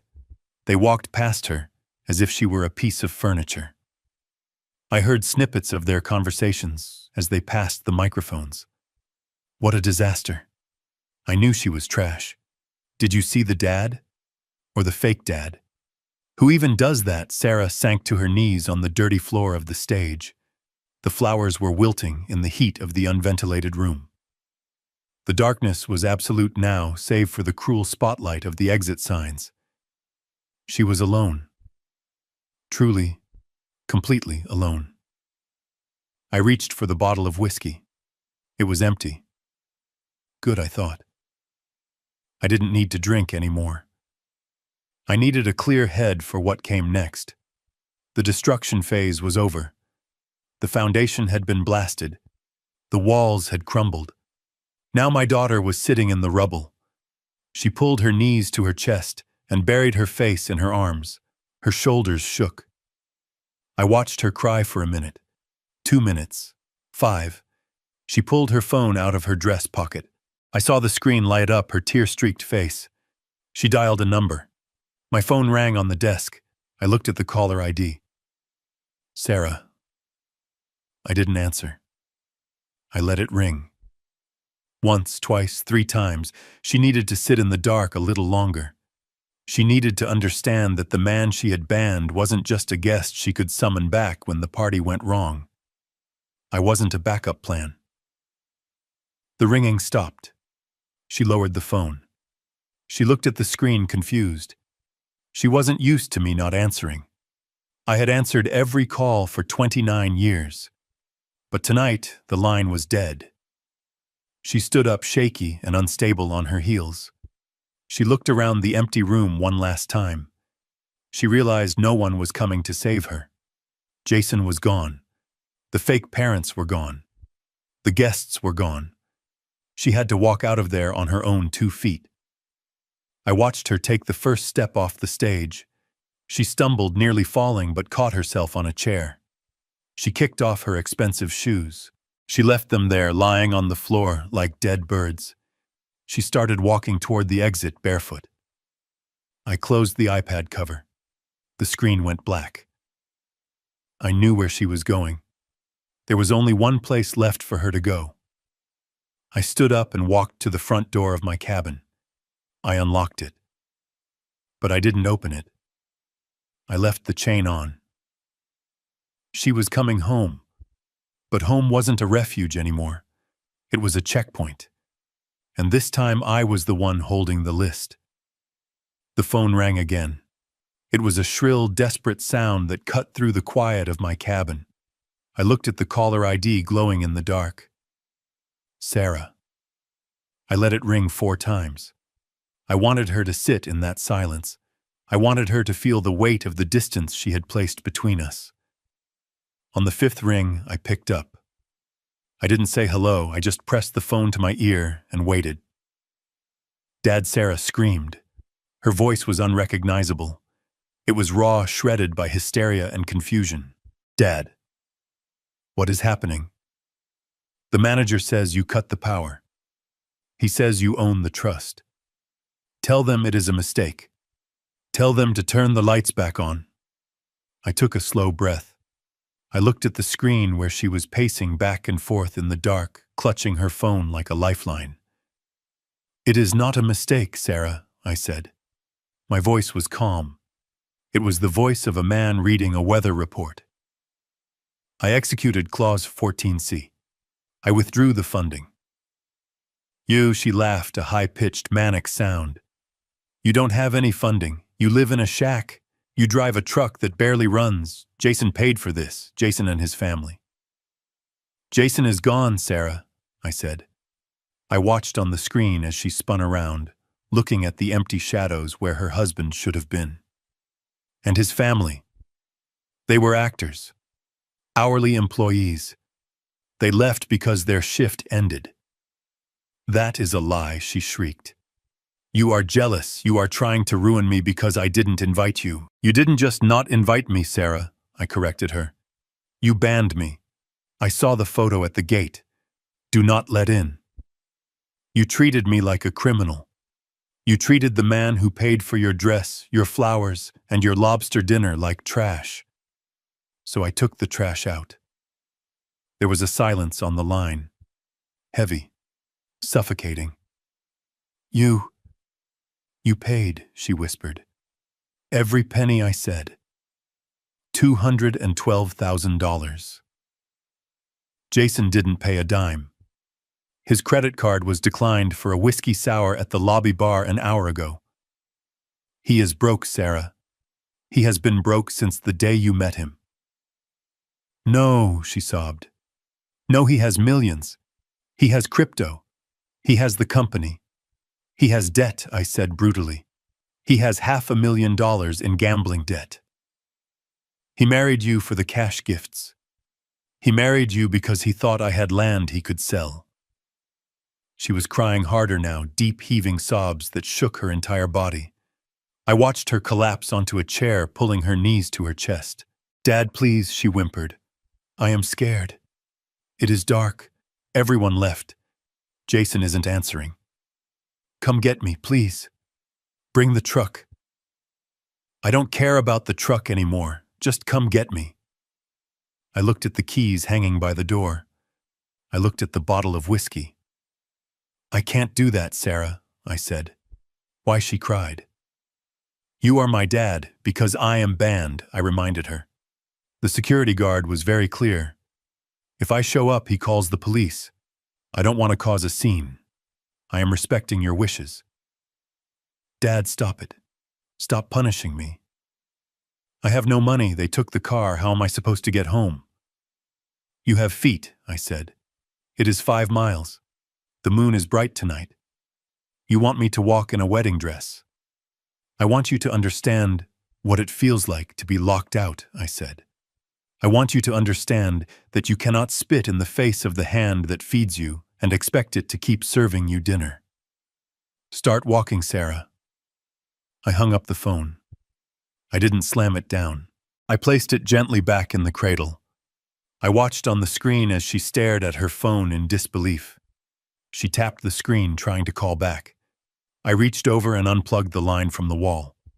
Class was dismissed. The exam had begun. I watched the screen as a shadow detached itself from the heavy velvet curtains near the service entrance. It wasn't a ghost. It was a rat scurrying back to the sinking ship to see if there was anything left to steal. Jason stepped into the pool of emergency light, his movements jerky and frantic. He had lost his suit jacket. His shirt was unbuttoned halfway down his chest, revealing a gold chain that was almost certainly gold-plated brass. He wasn't looking at his wife. He was looking at the table where the gift box had been sitting, the box meant to hold envelopes of cash from well-wishers. He reached the table and found nothing. The staff, efficient to the last, had cleared it along with the silverware. Jason slammed his fist onto the empty tablecloth. The sound was dull and pathetic. Jason, Sarah whispered. She scrambled up from the floor, her eyes lighting up with a flicker of desperate hope. She thought he had come back for her. She thought he was the hero returning to save the damsel from the darkness. You came back. She ran toward him, her bare feet slapping against the cold hardwood. She reached out, grabbing his arm with both hands. Jason, thank God. My dad, he went crazy. He cut the power. He said terrible things. We have to go. We have to leave. Jason spun around. He didn't hug her. He didn't comfort her. He ripped his arm out of her grasp with a violence that made her stumble back. Where is the money, Sarah? He hissed. His voice wasn't the smooth baritone he used for his investor pitches. It was high-tight and ugly. The cards, the envelopes, where did they put them? Sarah blinked, confused. The gifts, I don't know. The manager took everything. Jason. Why does that matter? We need to call the police. My dad. Shut up about your dad! Jason screamed. Spittle flew from his lips, illuminated by the harsh halogen light. Your dad is the reason I'm a dead man walking. He locked the accounts. He froze the transfer. Do you have any idea what you've done? Me. Sarah recoiled. I didn't do anything. I defended you. I banned him for you. You didn't ban him hard enough. Jason advanced on her, backing her toward the edge of the dance floor. You told me he was a pushover. You told me he was a simple construction worker with a nest egg we could crack open. You didn't tell me he was the shark who owns the tank. He grabbed her shoulders, his fingers digging into her skin. "Do you have cash on you?" he demanded, shaking her. "In your purse in the bridal suite, I need 50,000, right now." 50,000, Sarah sobbed. "Jason, you're scaring me. Why do you need money? We're rich. You have the company." Jason laughed. It was a sound like glass breaking in a garbage disposal. "There is no company, you stupid cow," he spat. "There never was. It's a website. It cost me $12 to register the domain. I needed your credit score. I needed your dad's land. And now I have nothing because you couldn't keep your old man on a leash." I watched Sarah's face crumble. It wasn't just heartbreak. It was the total annihilation of her reality. The man she worshipped, the man she had placed on a pedestal above her own flesh and blood, was looking at her with pure, unadulterated hatred. You used me," she whispered. "I tried to use you," Jason corrected her. "But you turned out to be useless. You're just a broke girl with a rich daddy who hates her. You're a liability." Then on the edge of the camera frame, I saw movement at the rear service doors. The ones I had instructed Henderson to unlock remotely 3 minutes ago. 3 men stepped into the ballroom. They didn't look like wedding guests. They wore leather jackets that were too heavy for the season and expressions that were too calm for the situation. They walked with the heavy planted steps of men who are used to walking through walls. I recognized the one in the middle. It was Vinny. The loan shark Reynolds had identified in the dossier. Jason saw them too. He froze. His grip on Sarah's shoulders tightened until she cried out in pain. "Jason," Vinny called out. His voice was casual, friendly even. It echoed through the empty cavern of the ballroom. "Leaving so soon? We haven't had a chance to toast the happy couple." Jason spun Sarah around, positioning her between himself and the men. He used my daughter as a human shield. "Vinny," Jason stammered, peering over Sarah's shoulder. "Look, there's been a mix-up. The wire transfer got flagged. Security protocol. You know how banks are. I'll have it Monday, first thing." Vinny kept walking. He didn't speed up. He didn't slow down. "Monday is a long way away, Jason," Vinny said. "And my associates get nervous over the weekend. We heard the wedding got canceled. We heard the money got pulled. That makes us think you might be planning a vacation." "No," Jason yelped. "No vacation. Look, she has it." He shoved Sarah forward, pushing her toward the men. "She's the one with the money," Jason shouted. "Her dad is William Carter. He owns this whole place. Take her, hold her for ransom. He'll pay, he loves her." Sarah stumbled, catching her balance just before she reached Vinny. She looked back at her husband with wide, horrified eyes. "Jason," she gasped. "What are you saying? Give them your jewelry." Jason screamed at her. "The necklace, the earrings, give it to them." It's fake," Sarah whispered, her hand going to her throat. "You told me it was vintage, but I took it to get cleaned. It's paste. You bought it at a kiosk." Jason's face twisted into a mask of pure fury. His last asset, his last bargaining chip, was worthless.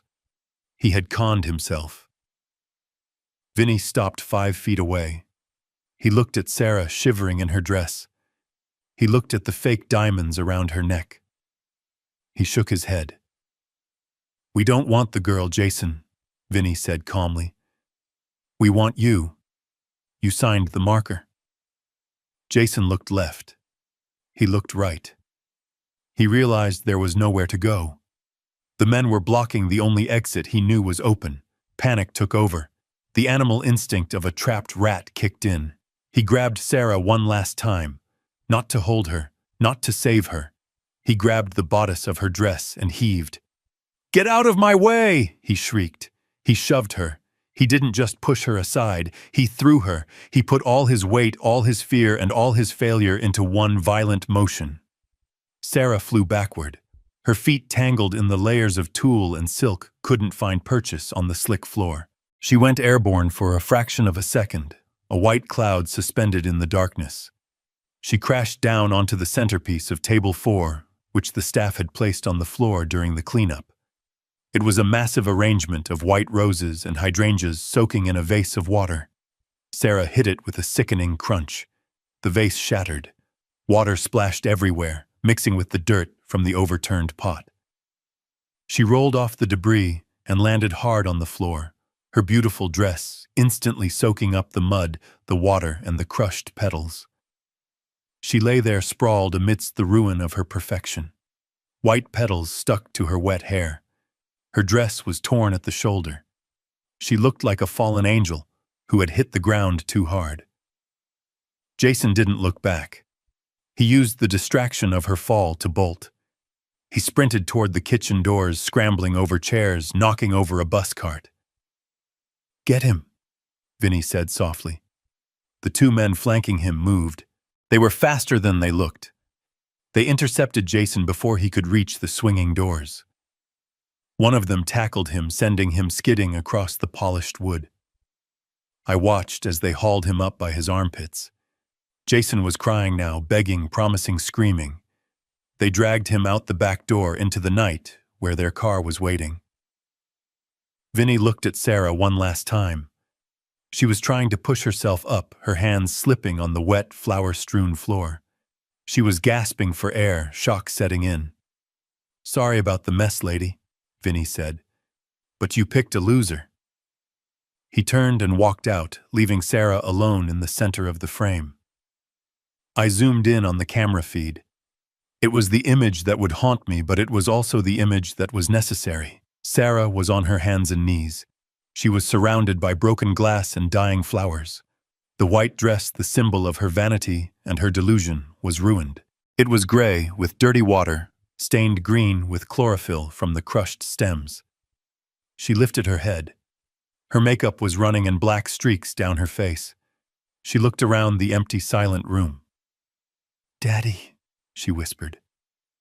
The microphone picked it up. It was a small sound, a broken sound. "Daddy, I'm hurt." I sat in my cabin. My finger hovered over the call button on my phone. Every instinct in my body screamed at me to go to her, to get in the truck, to drive through the gate, to pick her up and clean her off. But I pulled my hand back. If I picked her up now, she would never learn how to stand. If I cleaned her off, she would never understand the stain of her own choices. She had to sit in the flowers. She had to feel the cold water. She had to look at the wreckage she had invited into her life. This was the bottom, and she had to hit it alone. The security gates of Golden Oaks clicked shut with a mechanical finality that sounded like a prison door locking. But Sarah wasn't on the inside anymore. She was on the outside. The pavement where my truck had leaked oil that morning was now the starting line of her penance. She stood there for a long time under the yellow glow of the street lamp. I couldn't see her anymore. The resort cameras didn't reach the county road, but I knew exactly what she was looking at. She was looking at 5 miles of asphalt, gravel, and darkness. She was looking at a road she had traveled 1,000 times in the back of my truck, as a child complaining about the bumps. Now she had to feel every single bump against the soles of her feet. She took the first step. She was still wearing one shoe. The other had been lost somewhere in the lobby, kicked off in her frantic pursuit of a husband who had already abandoned her. She tried to walk with an uneven, limping gait, the remaining stiletto heel cracking against the tarmac, like a metronome counting down her misery. Click, scrape, click, scrape. After 100 yards, she stopped. She sat on the guardrail, the metal cold and damp against her skin. She unbuckled the remaining shoe and threw it into the ditch. It landed in the tall grass, a $1,000 piece of Italian leather, discarded like a fast food wrapper. Now she was barefoot. Her pedicure, a soft shell pink she had shown off on Instagram just yesterday, didn't stand a chance against County Road 9. The asphalt was old. It was rough, pitted with potholes and scattered with loose gravel. She started walking again. This time there was no clicking. There was just the soft, wet slap of skin on stone. A car approached from behind. I imagine she turned, waving her arms, the diamonds on her bracelet catching the headlights. She probably thought it was a guest. Maybe Becky. Maybe one of the groomsmen who had toasted to her eternal happiness an hour ago. The car didn't slow down. It swerved slightly to avoid the woman in the dirty white dress staggering along the shoulder, then accelerated. The wind from its passing whipped her hair across her face and sprayed gravel against her legs. They didn't see a bride. They saw a crazy woman walking alone in the dark. They saw trouble. She kept walking. The adrenaline of the ballroom was fading, replaced by the dull, throbbing ache of reality. Her dress, the custom silk masterpiece, was heavy. It had soaked up the water from the flower vase, and now it was soaking up the dew from the roadside weeds. It dragged behind her, collecting burrs, twigs, and mud. It wasn't a gown anymore. It was an anchor.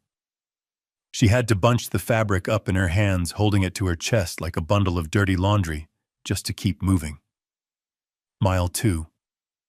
The blisters would have started by now. Soft skin rubbing against rough pavement. The friction turning into heat, then into fluid, then into raw, exposed nerves. She stepped on a sharp stone. She cried out. I know she did. She sat down right there in the middle of the road to check her foot. In the moonlight, the blood would look black. She probably checked her phone again. She had service out here. She could see the notifications rolling in, the tags, the comments. The world wasn't sleeping. The world was laughing. Every step she took away from the resort was a step deeper into viral infamy. She wasn't just walking home. She was walking through a digital hallway of mirrors, every reflection distorted and mocking. She called Jason again, straight to voicemail. She called Becky, straight to voicemail. She called her mother's old number, a number that had been disconnected for 10 years, just to hear a voice that wouldn't judge her. She stood up. She was limping for real now. The cold was setting in. The night air in the valley drops quickly. She was wearing thin silk and desperation. She wrapped her arms around herself, shivering violently. Mile 3. This was the stretch of road with no streetlights. Just the canopy of oak trees blocking out the moon. It was pitch black. The sounds of the night, the crickets, the rustling in the bushes, the hoot of an owl would sound like monsters to a girl who had spent the last 5 years in the city. She was afraid of the dark. She always had been. I used to leave the hall light on for her. Tonight, the only light was the distant glow of my cabin, a tiny pinprick of yellow miles away. She started to run, a clumsy, hobbling jog. She wanted to get out of the dark. She wanted the safety of the place she had called a shack. The irony must have tasted like ash in her mouth. The luxury resort had kicked her out. The penthouse was a lie. The shack was the only roof left in the world that wouldn't charge her admission. She tripped. It was inevitable. Exhaustion, darkness, and uneven ground are a brutal combination. She went down hard on her hands and knees. The gravel chewed into her palms. She didn't get up immediately. She stayed there on all fours, gasping for air, vomiting up the emptiness in her stomach. She looked at her hands. They were scraped, bleeding, dirty. They looked just like my hands. She had spent her entire adult life trying to scrub the construction worker out of her DNA. She got manicures. She used expensive lotions. She wore gloves when she drove. But now, kneeling in the dirt, mixing her blood with the earth, she was exactly who she was trying to escape. She was a Carter. She was down in the mud. She pulled herself up. She was crying, a low, keening sound that had no audience but the trees. She didn't wipe her face. She just let the tears mix with the road dust streaking her cheeks. Mile 4. She could see the outline of my property line. The fence I had built. The gate she had driven past a week ago in a Porsche, laughing at its simplicity. Now that gate looked like the pearly gates of heaven. She dragged her feet. One step. Another. She was leaving a trail of bloody footprints on the asphalt. She was stripping away the layers of pretension with every agonizing yard. The entitlement was gone. The arrogance was gone. All that was left was survival. She reached the turnoff for my driveway. The gravel here was fresh, sharp. It must have felt like walking on broken glass. She saw the lights of the cabin. She saw my truck parked out front. The truck she hated. The truck she banned. She didn't look at it with disgust tonight. She looked at it with longing. She walked past the hood, her hand trailing along the rusted fender, needing something solid to hold onto. She stumbled up the 3 wooden steps to the porch. She stood in front of the door. She raised a hand that was shaking bloody and stripped of its diamond ring. She didn't knock. She collapsed against the wood, sliding down until she was a heap of ruined white silk on my welcome mat. She had walked 5 miles through hell to get back to the start, but she hadn't crossed the finish line yet. The door was locked, and I was on the other side waiting. I heard the thud of her body hitting the wood, followed by a low, guttural sob that vibrated through the doorframe. Then came the pounding. It wasn't a polite knock. It was the frantic, terrifying hammering of someone who knows the wolves are nipping at their heels. I stood on the other side of the oak door, my hand resting on the deadbolt. I could hear her breathing ragged and wet like a swimmer, surfacing from a near drowning. "Open the door," she screamed. Her voice was cracked raw from 5 miles of crying in the dark. "Dad, open the damn door." "It's me," I unlocked the deadbolt. The metal slide clicked back with a heavy mechanical snap. I turned the knob, but I didn't swing the door wide. I had engaged the security chain earlier, a thick link of hardened steel. The door opened 4 inches, just enough to see her, just enough for her to see me. The slice of her face visible through the gap was a portrait of ruin. Her hair was matted with mud and leaves. Her mascara had pooled into black bruises under her eyes. There was a cut on her cheek oozing blood that mixed with the road dust. She smelled of swamp water sweat and expensive perfume that had turned sour. She shoved her hand into the gap, trying to reach the chain, trying to force her way in. Her fingers were scraped and bloody, the manicure chipped away to jagged edges. "Let me in," she gasped, clawing at the air. "It's freezing. I'm hurt. Let me in right now." I didn't move to undo the chain. I stood there holding a glass of water I had poured but hadn't drunk. I looked at her fingers, grasping for purchase in a home she had mocked a week ago. "You can't come in, Sarah," I said. My voice was low. It didn't carry any anger. Anger is hot. This was 0 degrees. "What?" She stopped clawing.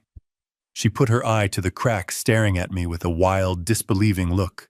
"What did you say?" "I said you can't come in," I repeated. "You made it very clear that I don't fit into your life. You put up a sign. You hired a guard. You drew a line. This threshold is that line. You stay on your side." She let out a sound that was half laugh, half scream.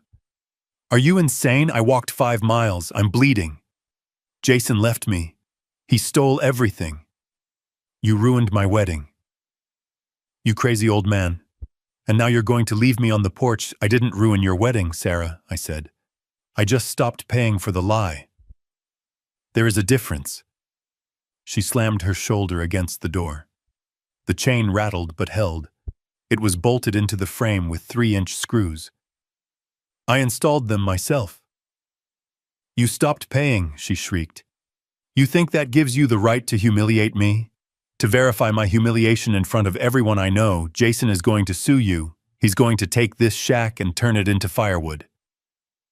I took a sip of water. The coolness of it felt grounding. "Jason isn't going to sue anyone, Sarah," I said. "Jason is currently in the back of a black SUV explaining to a man named Vinny why he doesn't have $50,000. She froze. The mention of the name made her pause. "Vinny, who is Vinny? Vinny is a loan shark," I explained patiently, as if I were teaching her how to read a tape measure. He holds the note on Jason's gambling debts. $540,000, Sarah. That's what your husband owes. That's why he married you. He needed the cash gifts to buy another week of life. You're lying, she whispered, pressing her forehead against the door jamb. He owns Nebulous Systems. He's a tech genius. I reached back to the small table in the hallway where I had left the dossier. I picked up the single sheet of paper summarizing the background check.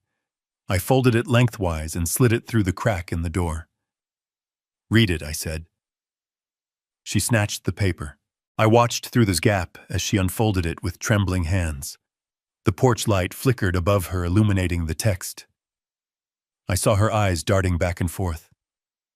Employment history, car rental clerk, cell phone kiosk, terminated for theft, credit score 420. Outstanding judgments, 6. She dropped the paper. It fluttered to the porch floor, landing in a puddle of mud. It's fake, she stammered, but her voice lacked conviction. You forged it. You always hated him because he was successful, because he was sophisticated, because he wasn't a laborer like you. I looked at her, really looked at her. She was shivering violently now. The adrenaline was wearing off, leaving only the cold reality of the night. I hated him because he was a con man, Sarah. And I hated him because he convinced you that your father, the man who built the roof over your head for 18 years, wasn't good enough to sit at a table and eat a chicken dinner. She started crying again. It was a manipulative cry this time, the kind she used to use when she wanted a new phone or a later curfew. Daddy, please, she sobbed. I'm sorry about the sign. Okay, I'm sorry. It was Jason's idea. He said his parents were judgmental. He said they wouldn't understand your lifestyle. I was just trying to keep the peace. I was trying to protect you from being embarrassed. Protect me? I asked. I leaned closer to the door. You weren't protecting me, Sarah. You were protecting your fantasy. You were ashamed. You looked at my truck and you saw failure. You looked at my hands and you saw dirt. You didn't see the work. You didn't see the sacrifice. You just saw something ugly that didn't match your Instagram feed. I'm sorry, she yelled, pounding the wood again. I said, I'm sorry. Now open the door. I have nowhere else to go. They kicked me out of the apartment. I know, I said. I canceled the lease guarantee. You what? She stepped back, her eyes wide. You were the guarantor. Who do you think paid the rent when Jason's mysterious wire transfers didn't come through? I asked. Who do you think paid for your car insurance? Who do you think paid for this dress you are ruining right now? She looked down at her dress. She touched the torn silk. You paid, she whispered, for everything I said. For 3 years, Sarah. Every time you needed money, every time there was an emergency, every time Jason had a cash flow problem. It was me. I funneled it through shell accounts so you wouldn't know. I wanted you to feel independent. I wanted you to feel proud. But I was the safety net. And tonight I cut the ropes. Why? She screamed. Why would you do that if you have the money? Why do you live here? Why do you drive that truck? Why do you dress like a bum? You tricked me. You made me think you were poor. I didn't make you think anything. I said, my voice hardening. You assumed. You looked at the surface and you stopped looking. You judged a book by its cover because you never bothered to open the pages. You never asked me about my business. You never asked me about my investments. You just asked me for checks. I have money, Sarah, I continued. I have more money than Jason could steal in 10 lifetimes. I own the resort you were married in. I own the land under this cabin and 300 apartments in the city. I am a wealthy man, but I live here because this is the house I built with your mother. I drive that truck because it still runs, and I don't need a Mercedes to know who I am. She stared at me through the crack. The revelation was hitting her like physical blows. The greed was starting to war with the shame in her eyes. I could see the gears turning. She was realizing that she had bet on the wrong horse. She had thrown away a millionaire father for a bankrupt husband. "Dad," she said, her voice changing. It became softer, wheedling. "Dad, if you have all that, then we can fix this. We can pay off Jason's debt. We can get the apartment back. You can help me. I'm your daughter. You can't leave me out here. I'm your only child." I looked at the chain. It was straining against the screws as she leaned her weight on the door. "I am not going to help you, Sarah," I said. "Not with money. Not anymore." "What?" She recoiled. "You have to. It's your duty." "My duty was to raise a good person," I said. "And somewhere along the line I failed. I gave you too much. I shielded you from too much. I let you believe that the world owed you a living. I let you believe that you were better than the people who serve your food and pick up your trash. I am better," she snapped, the mask slipping. "I have a degree. I am a creative director. You are a receptionist with a fancy title, Sarah," I said bluntly. "And as of tonight, you are homeless. You are jobless, because I know for a fact you used the company credit card to pay for the florist deposit, and when I flag that transaction as fraudulent, your boss is going to fire you. You are nothing but what you can build with your own 2 hands. And right now your hands are empty." She stared at her empty hands. She looked at the bloody palms. "So that's it," she whispered. "You're just going to let me die out here. You're going to let me freeze because I hurt your feelings." "I'm not letting you die," I said. "And this isn't about my feelings. My feelings died when I saw that sign. This is about your character. You are broken, Sarah. You are fundamentally broken. You think people are disposable. You think family is a transaction. You think love is something you perform for an audience." I unlocked the chain. She gasped, surging forward, ready to push the door open. I slammed my foot against the base of the door, stopping it cold. I held it there, my boot wedged against the wood. I looked her in the eye, inches away. "I'm not letting you in," I said. "If I let you in, you will take a hot shower. You will eat my food. You will sleep in your old bed. And in the morning, you will wake up and you will hate me again. You will hate me for seeing you like this. You will hate me for having the money you want. You will start plotting how to get it. You will learn nothing." "Then what do you want me to do?" she screamed, spit flying onto my face. "Where am I supposed to go?" I reached into my pocket and pulled out a key. It was a single silver key on a plain ring. I tossed it through the crack. It landed on the porch with a metallic ping. "That is the key to Unit 4B at the tenements on 4th Street, I said.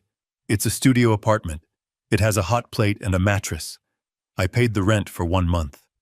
There is a bus pass on the counter and an application for a waitress job at the diner downstairs." "The tenements," she gasped. "That's the slums. That's where you grew up." "Exactly," I said. "That is where I started. That is where I learned that you don't get to eat if you don't work. That is where I learned that a man's worth isn't his suit, it's his word." "I am not living there," she shouted. "I am Sarah Carter. You are Sarah." "Nothing," I corrected her, "until you can prove otherwise." She looked at the key lying in the dirt. She looked at me. "I hate you," she hissed. "I hate you more than anything in the world." "I know," I said softly, "and that is why you can't come in, because you only love what I can give you. You don't love me." I stepped back. "Dad, wait," she cried, sensing the end. "Dad, please, it's dark, I'm scared, you should be," I said. "The world is a scary place when you don't have a daddy to pay the bills." I started to close the door. "Dad," she screamed. "Dad, I'm sorry, I'll do anything." "Pick up the key, Sarah," I said through the narrowing gap. "Pick up the key and start walking. The bus stop is a mile down the road. The last bus runs at 4 a.m. You have time. But my feet, she sobbed. They'll heal, I said. Feet get tough when you use them.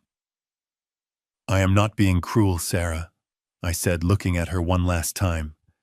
Her face was a mask of tragedy lit by the porch light. I am teaching you the lesson you missed 10 years ago. I am teaching you how to survive without a safety net. I am giving you the only gift I have left to give. I am giving you a bottom. I slammed the door. I threw the deadbolt. I slid the chain back into place. I heard her scream. It was a sound of pure, impotent rage. She pounded on the door for another 10 minutes. She cursed me. She cursed Jason. She cursed the world. Then silence. I waited. 5 minutes. 10. I heard a scuffling sound on the porch. Then the sound of slow, limping footsteps walking away. I went to the window and peered through the blinds. She was walking down the driveway. She was holding her dress up with one hand. In the other hand, clutched tight like a weapon, was the silver key. She was heading toward the road, toward the bus stop, toward the bottom. I turned off the porch light. The lesson had begun. I parked my truck across the street from the tenement building on 4th Street and waited in the dark cab.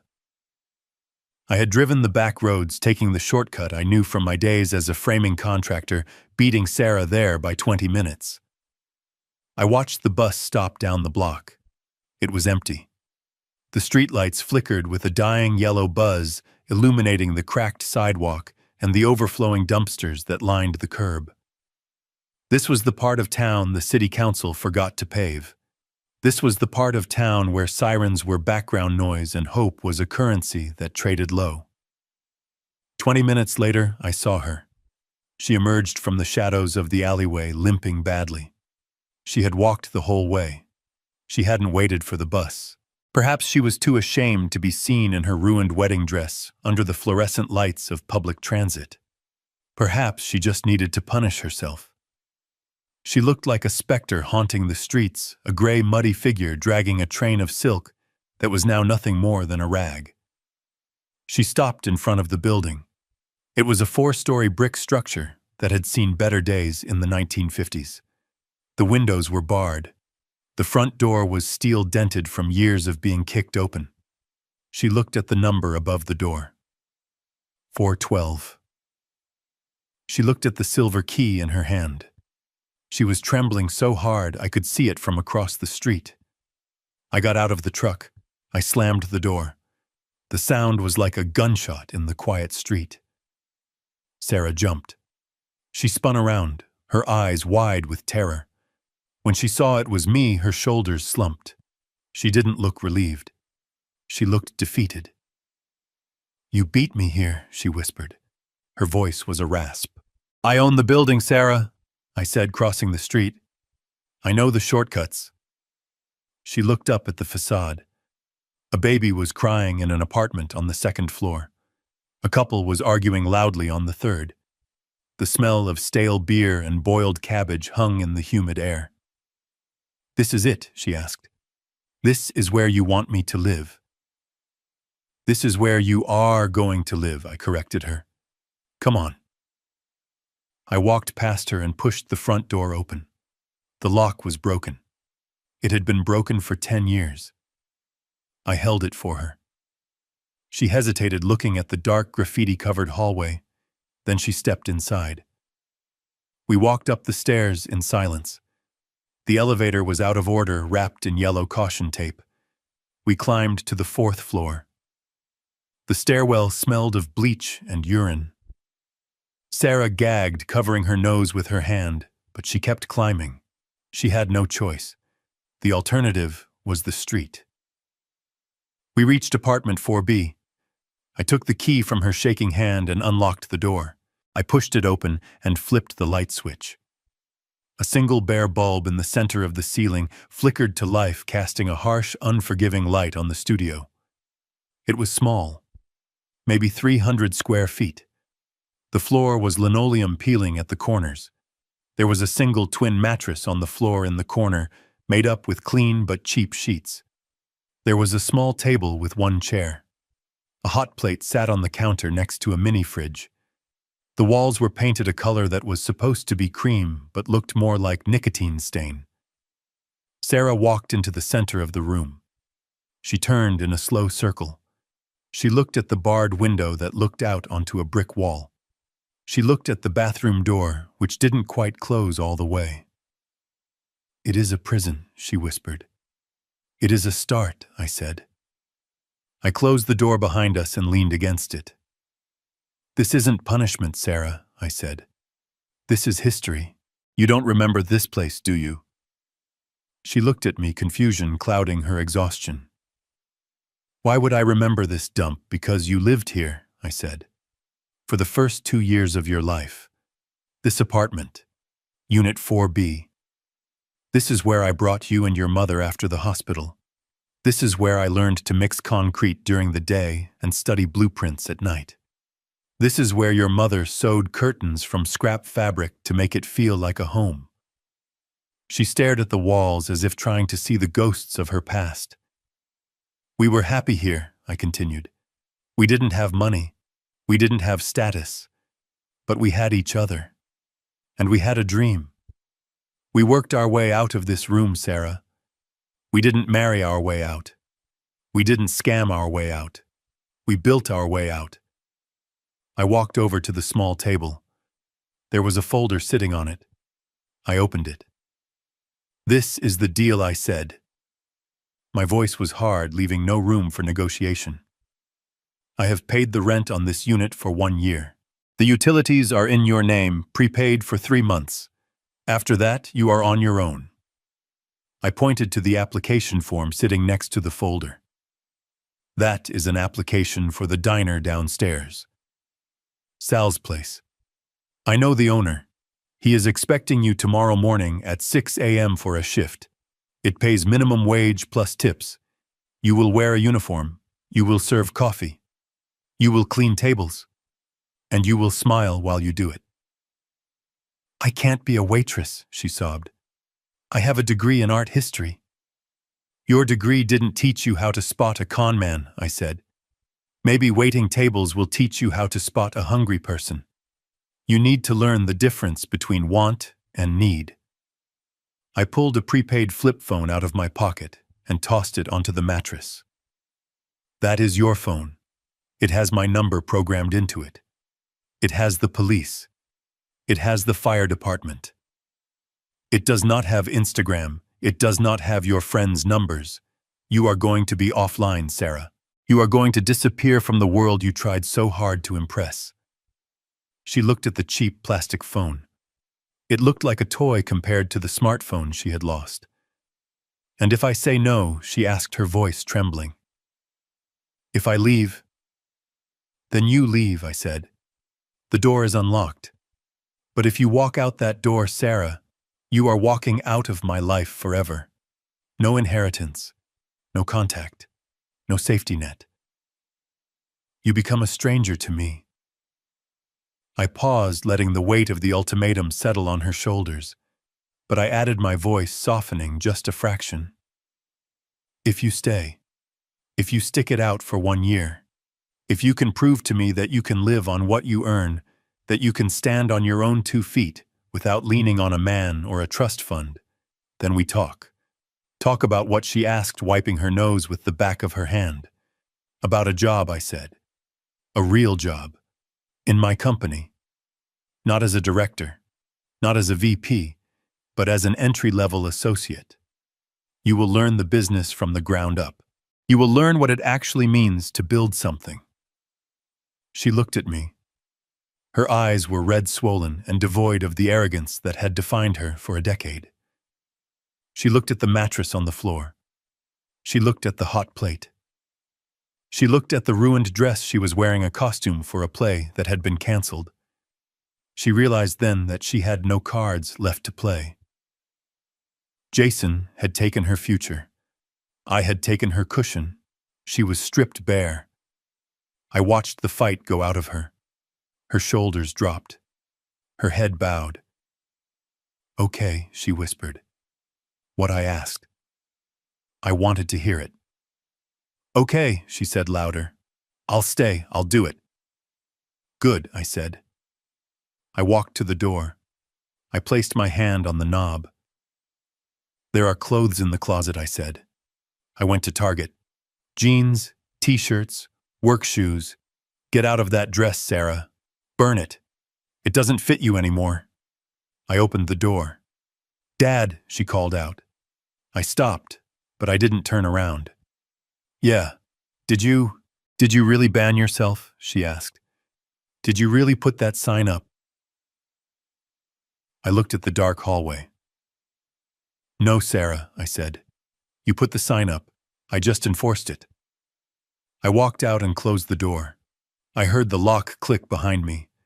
I stood there for a moment in the smelly hallway, listening. I heard her walking across the linoleum. I heard the rustle of the dress. And then I heard the sound of the shower turning on. She was washing off the mud. She was washing off the makeup.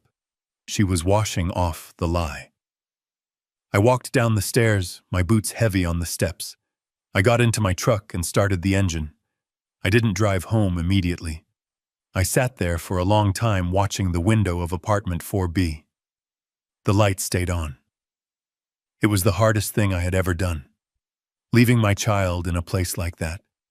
Leaving her to scrub dishes and count pennies. Every instinct as a father was to run back up there, wrap her in a blanket, and take her back to the cabin. To tell her it was all a bad dream. But a parent's job isn't just to protect their children from the world. It is to prepare them for it. And Sarah wasn't prepared. She was soft. She was entitled. She was weak. If I saved her now, she would stay weak forever. If I let her break, she might just have a chance to rebuild herself into something stronger. I put the truck in gear and pulled away from the curb. The road ahead was dark, but for the first time all day I felt a flicker of hope. She hadn't run. She hadn't quit. She had stayed. The demolition was over. The foundation was poured. Now the real work could begin. I watched the seasons change from the cab of my truck parked down the block. Summer turned to autumn, stripping the leaves from the trees on 4th Street, leaving the tenement building exposed and ugly against the gray sky. Then winter came, frosting the windows of apartment 4B with ice patterns that looked like prison bars. I never went inside. I never called, but I saw her. I saw her leave the building every morning at 5:30. In the beginning, she walked with her head down, her shoulders hunched against the wind, wearing the cheap coat I had left in the closet. She looked miserable. She looked like a woman serving a sentence. But as the months ground on, her posture changed. Her stride lengthened. She stopped looking at her feet and started looking at the horizon. I went to Sal's diner sometimes, always sitting in the back booth, where the shadows were deep, wearing a baseball cap pulled low. I watched her work. It was brutal. The morning rush at Sal's is a combat zone of clattering plates, screaming orders, and customers who think a $3 tip gives them the right to treat the staff like servants. I saw a man in a suit snap his fingers at her because his toast was cold. "Excuse me, sweetie," the man barked. "I have a meeting in 10 minutes. This is garbage. Take it back." The old Sarah would have thrown the plate at him. The old Sarah would have told him that her shoes cost more than his car. But this Sarah didn't flinch. She picked up the plate. "I apologize, sir," she said. Her voice was flat professional. "I will get you a fresh order right away." She walked back to the kitchen, dodging a busboy carrying a tower of dirty dishes. She didn't cry. She didn't complain. She just fixed the problem. I watched her count her tips at the end of a shift. She sat at the counter, her uniform stained with coffee and ketchup, sorting crumpled singles and silver coins into neat stacks. I saw her lips moving, doing the math. Rent, electricity, food, bus fare. One Tuesday in March, I followed her to the grocery store. She wasn't at Whole Foods. She was at the discount market where the fluorescent lights hummed and the produce was always slightly bruised. She had a basket, not a cart. She picked up a package of ground beef. She looked at the price tag. She put it back.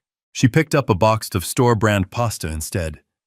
She stood in the checkout line counting out exact change from a small plastic coin purse. She was 5 cents short. The cashier, a tired teenager, sighed. I saw Sarah's face turn red. Not with anger, but with genuine shame. She didn't ask to speak to the manager. She didn't pull out a credit card that wasn't hers.